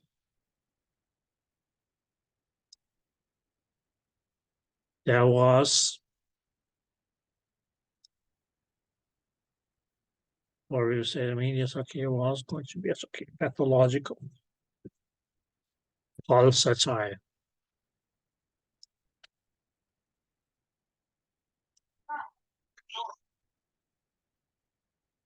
Low. Okay. Very mainly says, okay, this would be, yes, okay, due to systole. And this part here. This is okay, will be, yes, okay, during diastole. Okay. So that's the one that is due to cardiac contraction. Clear? And continuous is just okay as another little floor is okay, you were steady.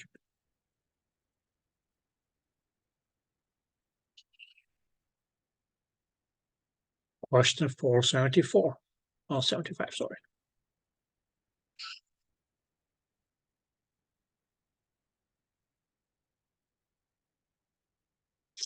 Now, which of the following term does not belong with others?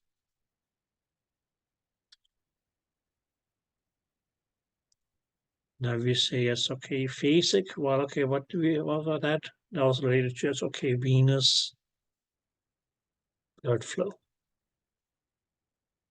But we just said in the previous question, okay, as this phasic here can also be known as spontaneous. Okay, it's just another name for your phasic flow. And then we can say it's okay, venous. So whether it was phasic flow or venous flow, both of them was okay, just two names for the same thing, which we found in the veins, which made it venous flow. Okay, so the one that doesn't match here is going to be the pulsatile flow, because that is seen in the arteries. It is not called phasic, it is not called spontaneous.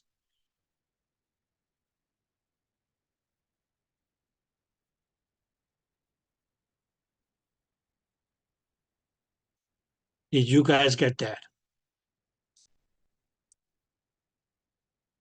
Yep. But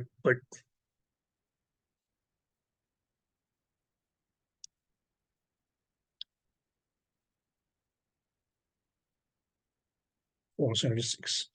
Now, which of the following is not associated with a laminar flow? Not laminar flow. Okay, now just to yes, okay, make sure we know what was a laminar flow.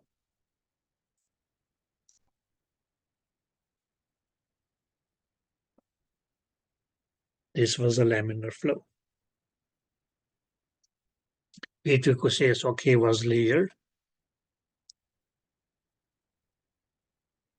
Laminar flow is also yes, okay, what we normally yes, okay, will see when the blood normally flows in a normal pattern in the blood vessels. We can say, yes, okay, this is mean, yes, okay, is as well aligned. Okay. It is going to be, yes, okay, a smooth flow.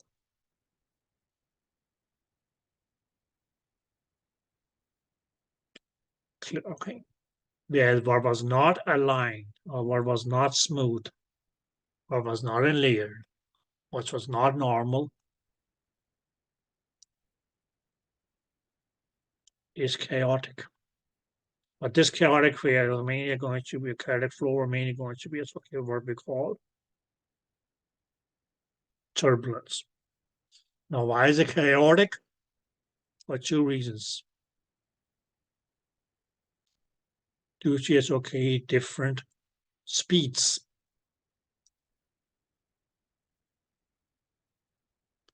But not just that, but also it's also in different directions. And not just only different directions like this, because this can still be normal to a certain extent. Okay. But mainly because that the blood actually is maybe swirling around, yes, if it goes into a turbulent flow, and that is going to lead to things such as murmurs and thrills.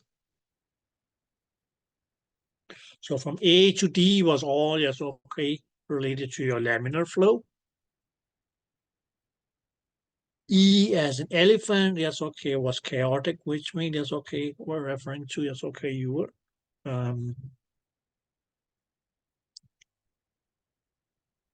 what the blue we call that fellow? Turbulent flow.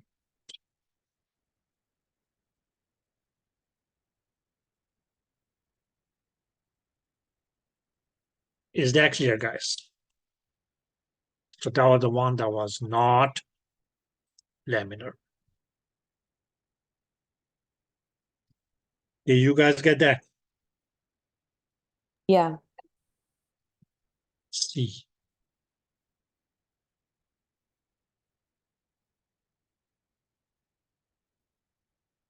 Which of the following is not associated with a turbulent flow?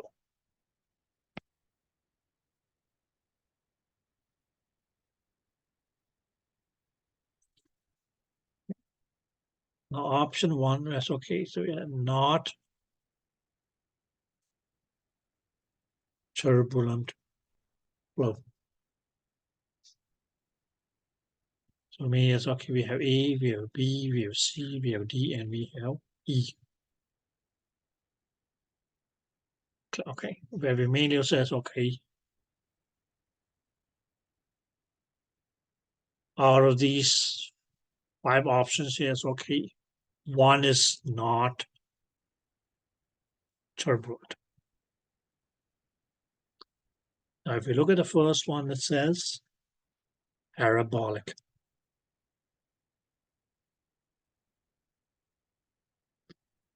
Now, parabolic flow was a form of laminar flow, which mainly makes this one here not being turbulent. But what did we mean by a parabolic flow?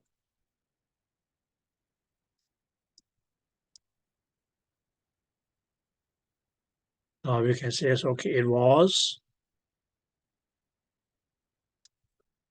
going to be laminar, right?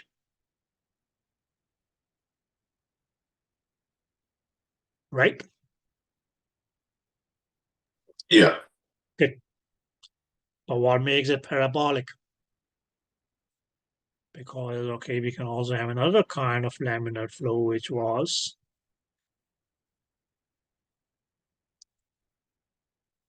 plug flow, which is still laminar, which means okay, makes it not being turbulent. But what's going to be the difference between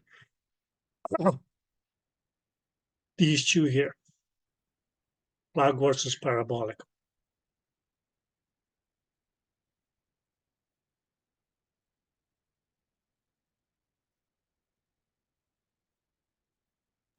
You have increased speed toward the center of the lumen in parabolic versus even.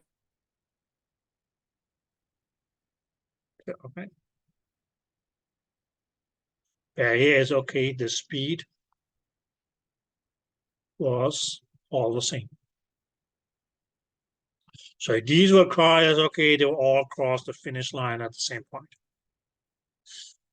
Right, okay. Now, was there anybody who could tell me it's okay?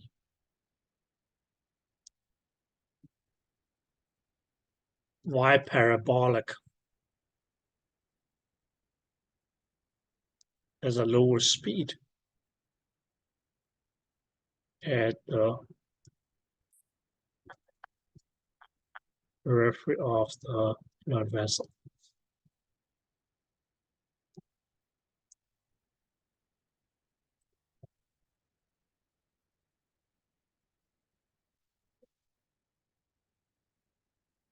Not you, Krishna, anybody else? What causes that?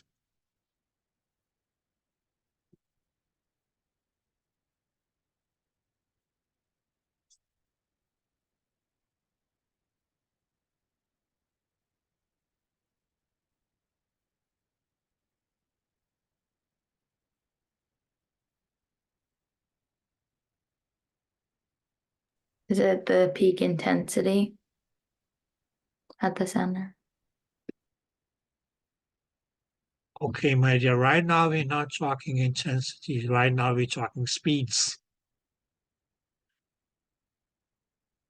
That would have been your answer if we had talked beam spatial intensity and things like that, or apodization, right? Here we're talking speeds. So, my dear, my question is,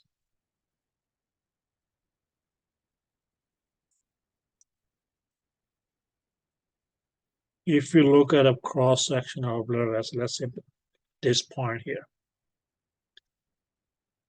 why is it that there's going to be okay, lesser speed here, and it may get greater here? We can say is okay, even greater here,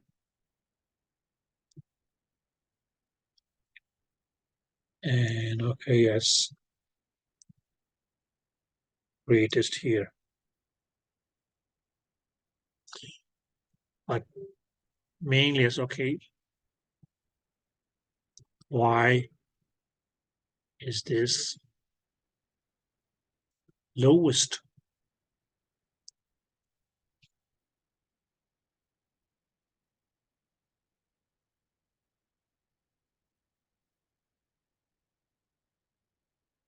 Is it because of friction? Friction loss, okay? Okay, when we say friction loss, what was actually going to get lost? Some of the kinetic energy was going to be lost due to the friction. And when kinetic energy is lost, what's going to happen? An object is going to be moving at a lower speed. Did that make sense? Guys, the next time you kick a ball, that's okay, in your back lawn. The reason that it comes to a stop at some point and doesn't remain at continuous motion is because that's okay. That grass, that ground in your lawn actually is okay, offers some resistance to it. So some of that kinetic energy that your ball carried first is going to, it's okay, lost. Trying to overcome that friction. Clear? Okay. Now, guys, the reason I'm stuck on this thing here is that, okay, as you will see when you go and scan, or you ask, okay, in the upcoming 2 chapters that, okay, yes, blood is not going to be at the same velocities throughout the entire course of the blood vessel.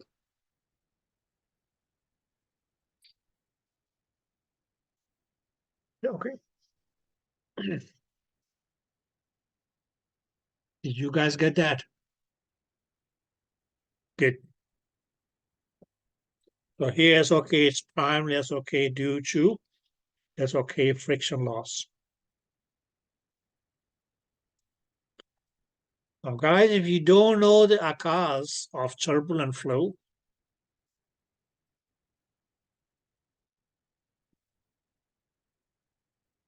you would have been lost because eddy, or maybe what we call a turbulent flow. Vertex was also as okay what we call a turbulent flow. And as I probably is okay, sorry, erase that. But what we said, okay, is that okay, as in multiple directions, that's okay. That's why we call it okay that it is swirling. And that swirling is okay, that's actually as okay what leads is okay an audible murmur and a palpable whirl. Clear? Okay. Now, as far as the last option is concerned, spectral broadening. Now, some of you say, well, what the is spectral broadening? Yes.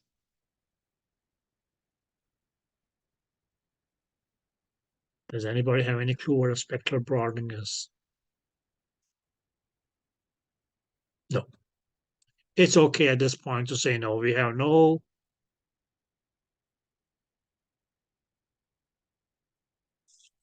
idea what a spectral broadening is because we haven't talked about it yet. Clear? Okay. But what you will see in chapter 19, towards the end of chapter 19, spectral broadening is mainly as okay going to indicate or mark a turbulent flow. So how is it that turbulent blood flow is going to be as okay displayed on a spectral Doppler is by okay something that we will call a spectral broadening. Clear? Okay. So that's okay. This last option here was mainly that's okay. Consider that okay as you have read the whole book before getting to these questions here. So don't worry about that one. In chapter 19, we will come across what the Lewis spectral Doppler is, broadening sockets.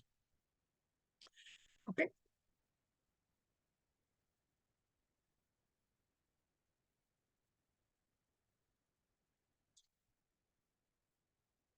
Okay, guys. Next question.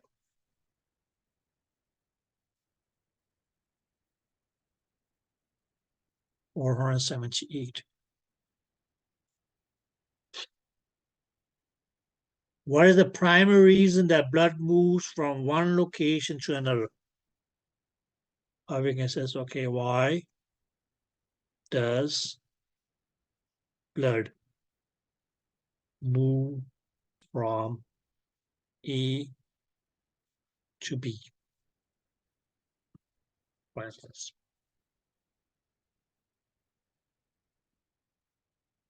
And well, okay, the answer is in the first, which was energy gradient. And what was that? Okay, if it moves from A to B, that's because A has a higher energy and B has a lower energy.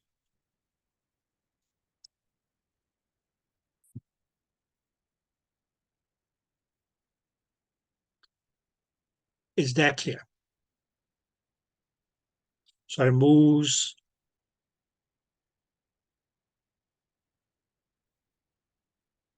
in the energy gradient. Okay, anemia. Well, okay, if that was the answer, then only as okay, people who were anemic would have had a blood flow. Okay, now guys, please keep in mind that if we didn't have the answer energy gradient, but only as okay pressure gradient, that could have also been the answer. Because okay, what we primarily said was okay that the primary reason that blood flow was from high pressure to low pressure. But pressure gradients is only going to be as okay the correct answer if we didn't have energy gradient as an option. Once you have energy gradient, it's always going to be as okay from high energy gradient to low energy gradient.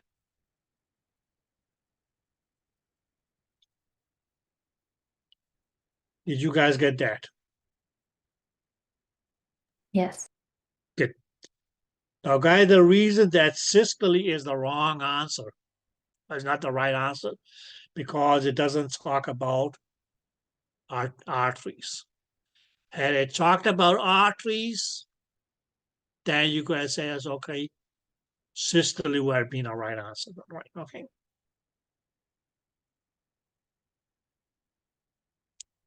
Did that make sense?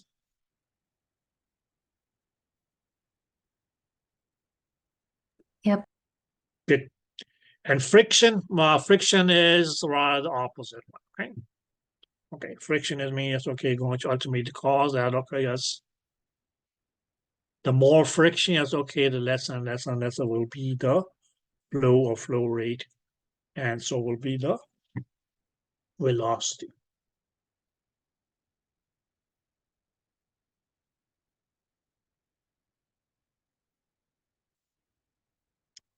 Question number 79.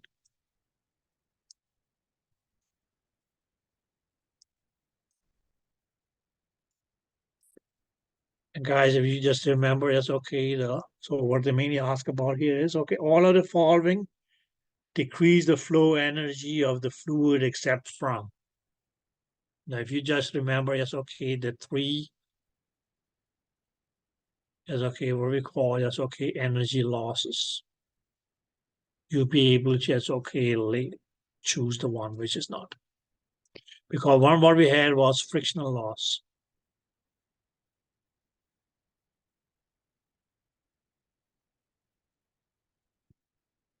Okay.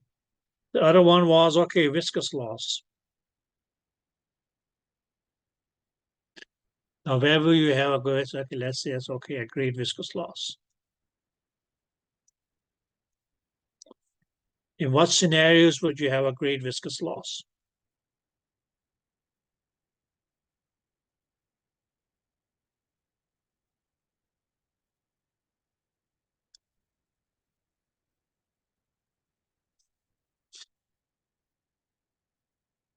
Yes, guys.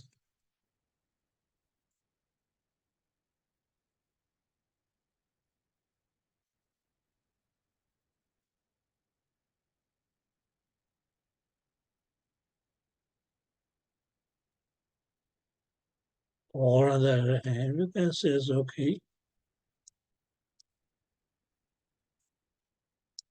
a low viscous loss.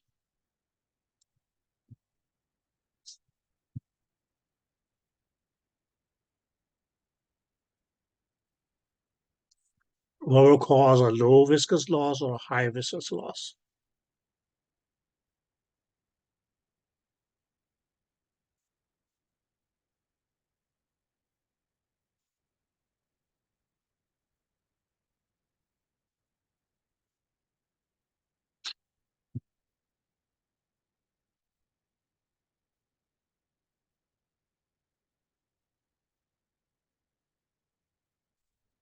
Yes, guys.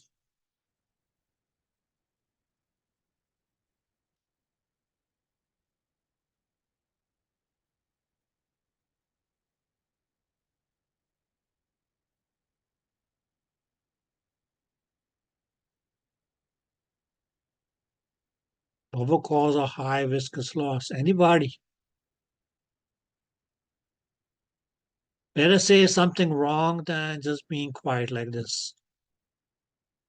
That's leading Maybe us. polycythemia. Okay, polycythemia, right? Okay, good. You can say, okay, a high hematocrit will lead to a high viscous loss. A low hematocrit will lead to a low viscous loss. Clear? Okay. What was a hematocrit? The percentage value of blood cells in your blood volume.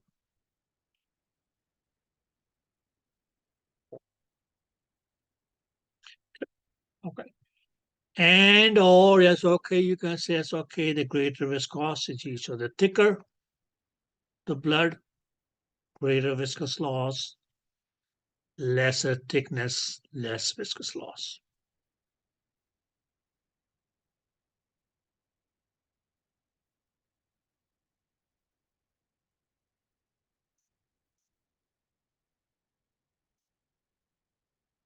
I guess you guys have not been playing with mud. Have any of you ever played with mud? How do we make mud? Water and dirt. Okay. Now, if you keep on adding more dirt into that water, what's going to happen to that mud? It'll become thicker. And what do you call that in terms of physics now? Viscous. It becomes more viscous. Here we go. Clear? Okay. And if you want to pull that mud through a straw, because you feel that, okay, as this mud solution here looks like chocolate, it needs to be drink. The thicker it's going to be, as okay, it's going to be more difficult for you, right? Okay. Good. But if you add more and more and more and more water to it, yes, okay, it becomes thinner.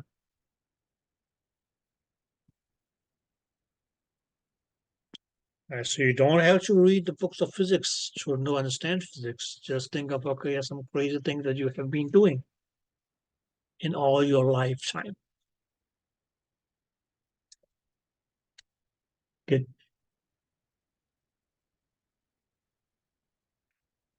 Okay. Inertia loss. What was inertia? Mainly as okay that an object that was in motion remained in motion. And an object at rest remained at rest. That was what we call inertia.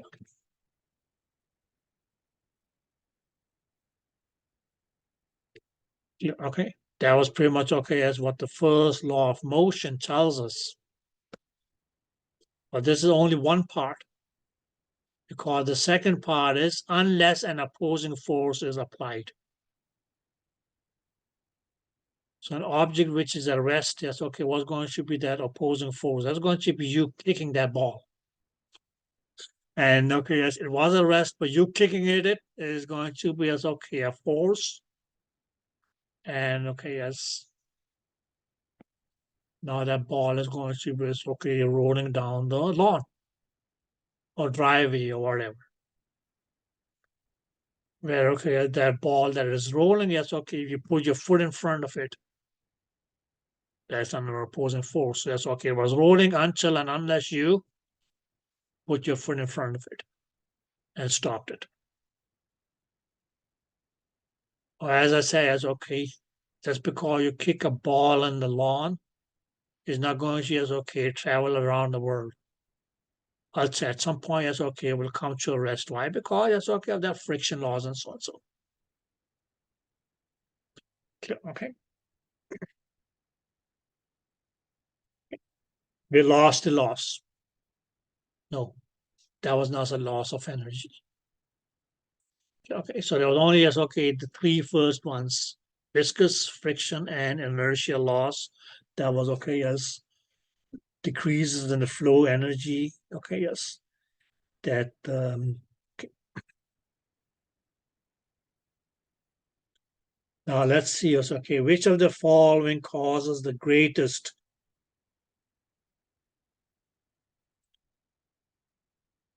amount of inertial energy loss?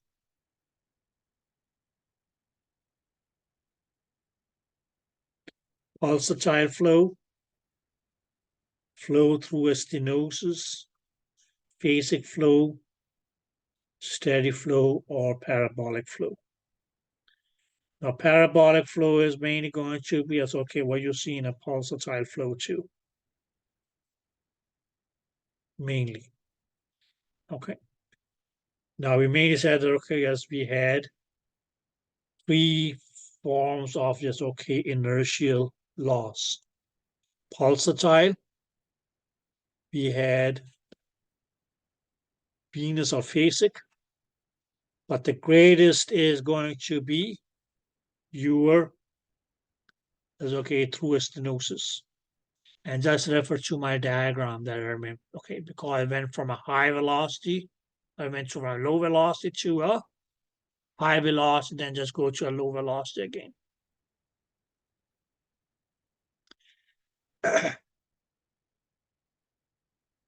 Did that make sense? Okay, so flow is okay through the stenosis is going to is okay cause a great inertial loss.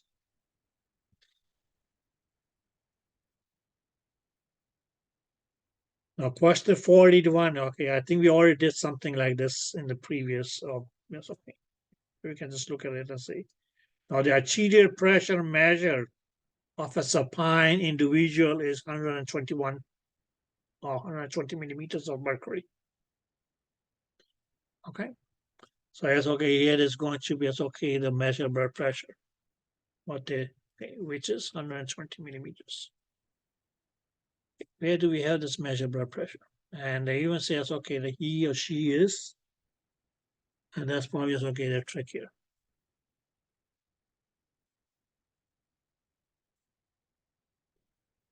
He is supine.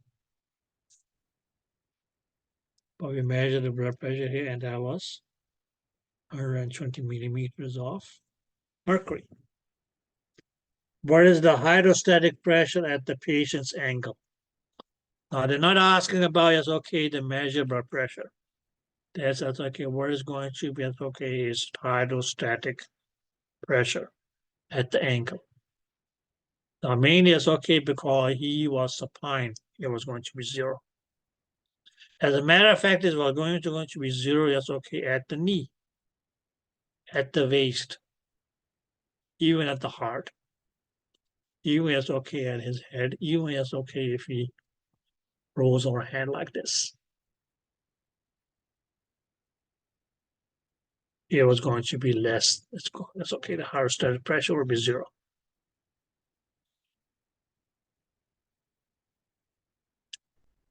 Did you guys get that?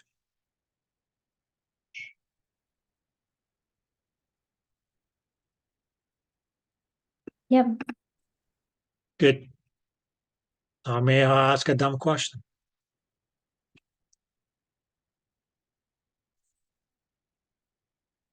What would have been the pressure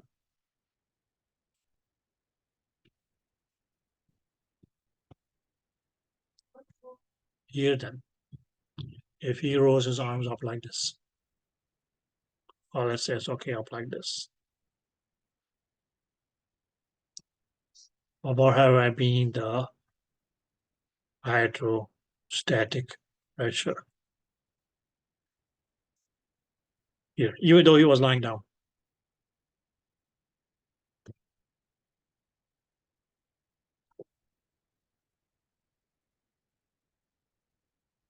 I think it would be more than 0, but I'm not sure. Okay, how much more?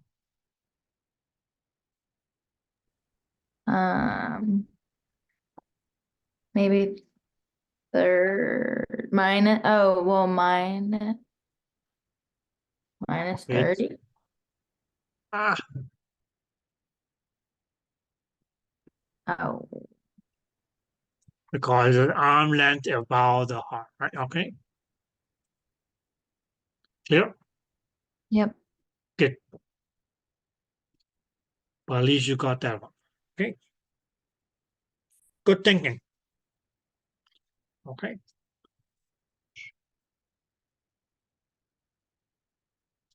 But here it's okay. They ask us here, what is the hydrostatic pressure? The hydrostatic pressure is 0.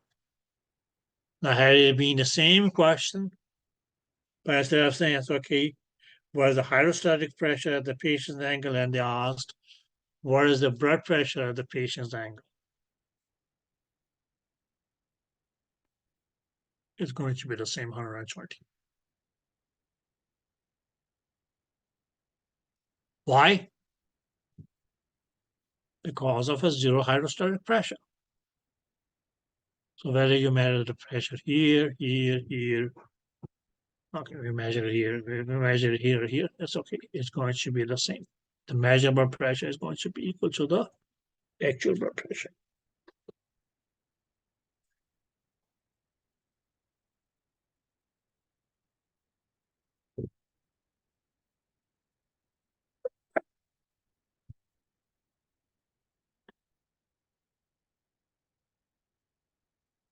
Question 482. So the arterial pressure of a point, okay, it's 120. It's okay, it's 120. Now, what is the hydrostatic pressure at the subject's hip? Same. At the hip, the hydrostatic pressure is still 0. Why? Because, yes, okay, here the patient is still supine, lying down, right? Okay. On his back. Clear? Okay. Please keep in mind, that's okay, lying supine, that's lying on your back. Prone, that's okay, you can say it's okay, going to be, it's okay, lying on the stomach. Or if you're getting a back massage.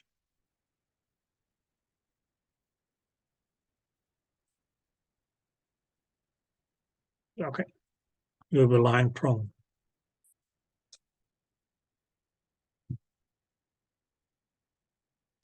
Question number 483.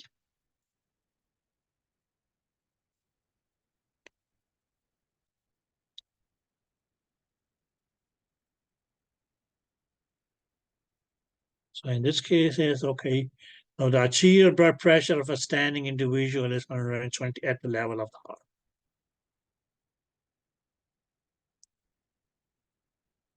So now this person is okay, he is standing.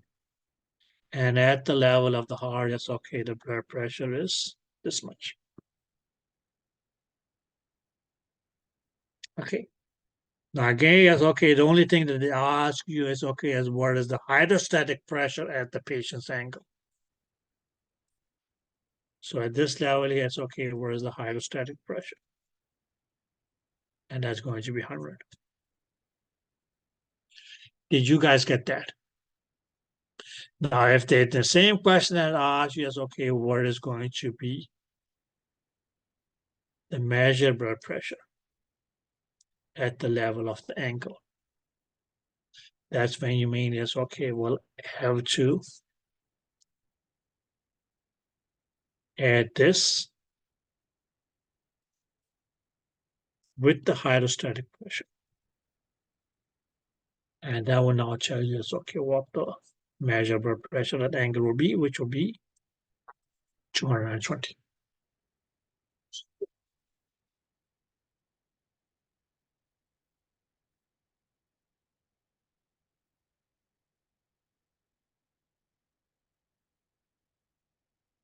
Did that make sense?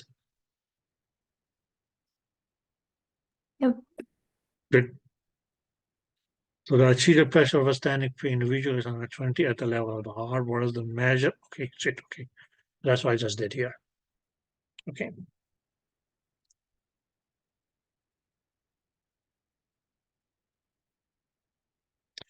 Question 485. What happens to the diaphragm when an individual breathes in?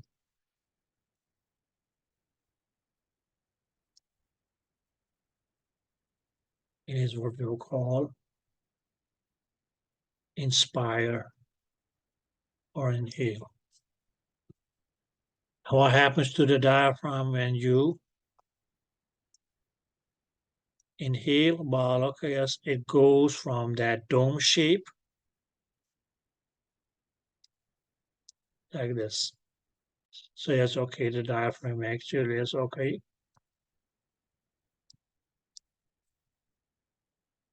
Moves down, or as we can say, it's okay, descends into the abdomen. Descends means it's okay, it doesn't mean it's okay, move down.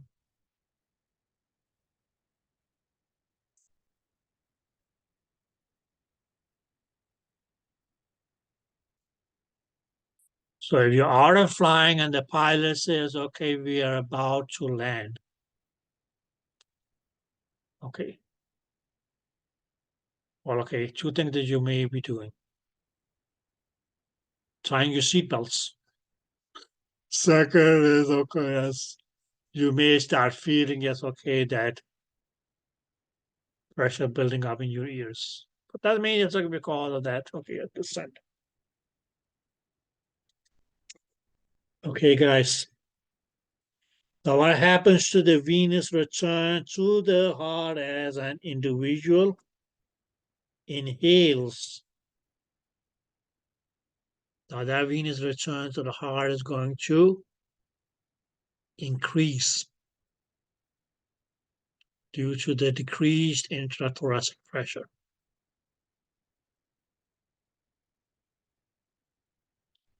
Did that make sense? Question 4787. What happens to the venous flow in the legs as the individual inhales? Just as I said, the diaphragm descends.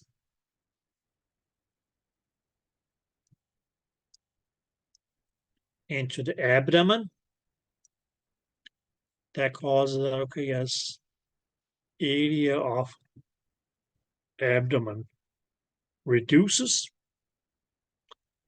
And as we know that pressure is inversely proportional to area, the pressure will increase. This increased pressure in the abdomen puts a greater pressure on the blood vessels. I mean, as okay, causes that, okay, as they offer more resistance to the venous return, which cause that, okay, that's going to be a reduced flow in the legs.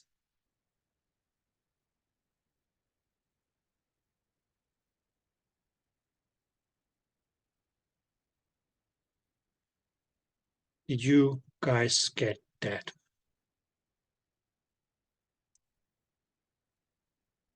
Yeah. Okay.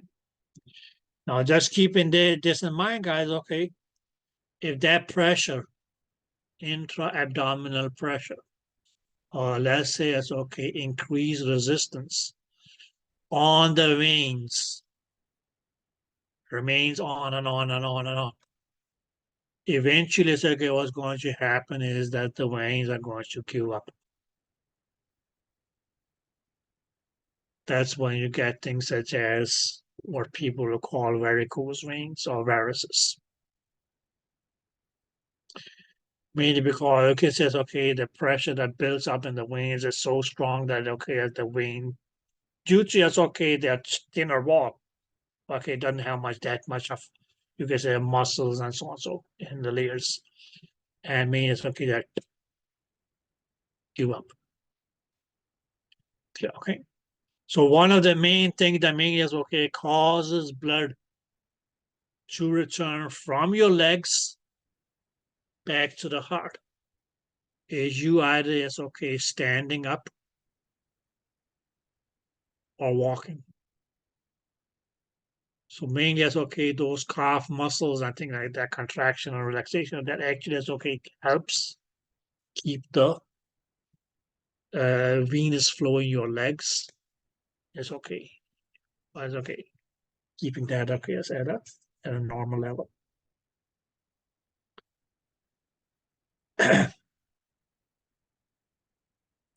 Did that make sense? Good.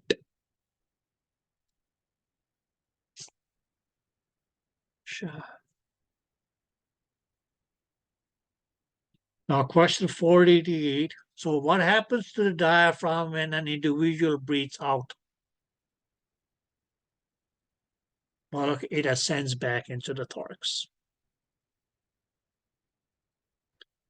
He says, okay, during inspiration, it descended.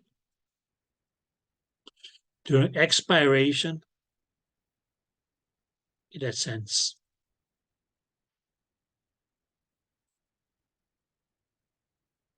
Yeah. Okay. So that's okay. It ascends back into the thorax. What happens to the venous return to the heart as an individual exhales? Okay, mania 6, where this due to that is okay here. There's going to be a decrease in area as we exhale. Due to that decrease, there will be a greater pressure. And due to that pressure, there will be a reduced venous reach up.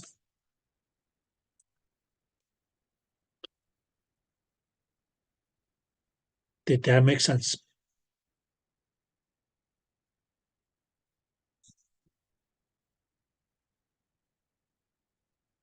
Yes.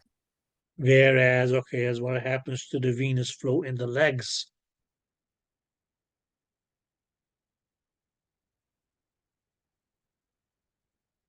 As the patient exhales.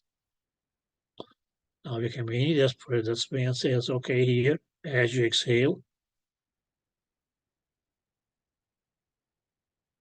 abdominal area increases.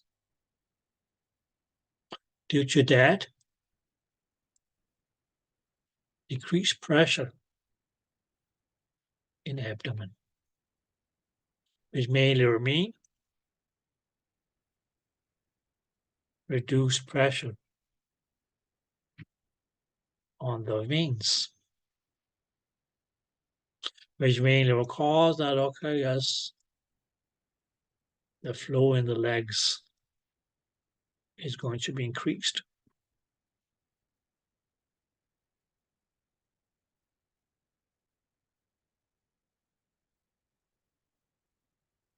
Did that make sense?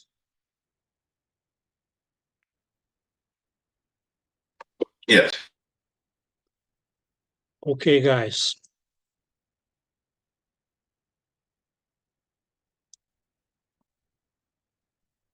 So you see, there was not really much questions about figure or diagram that I sent you guys. But does that mean that you can't be asked questions about it? No. You will. Let's put it this way. Yes, that's probably okay. The most important point in chapter 18. Okay. So what you understand is okay, a lot of things that goes on in Doppler and in vascular for that case. What I would recommend you guys to do is whenever you take your lunch, okay, good. You can take your lunch whenever you want to. But when you come back, please read chapter 18. Okay? Now, I'm not going to start with chapter 19 today. Clear? Okay. So this time here, it's okay that you have it for you is mainly that's okay to do chapter 18. Make sure that you are on top of everything.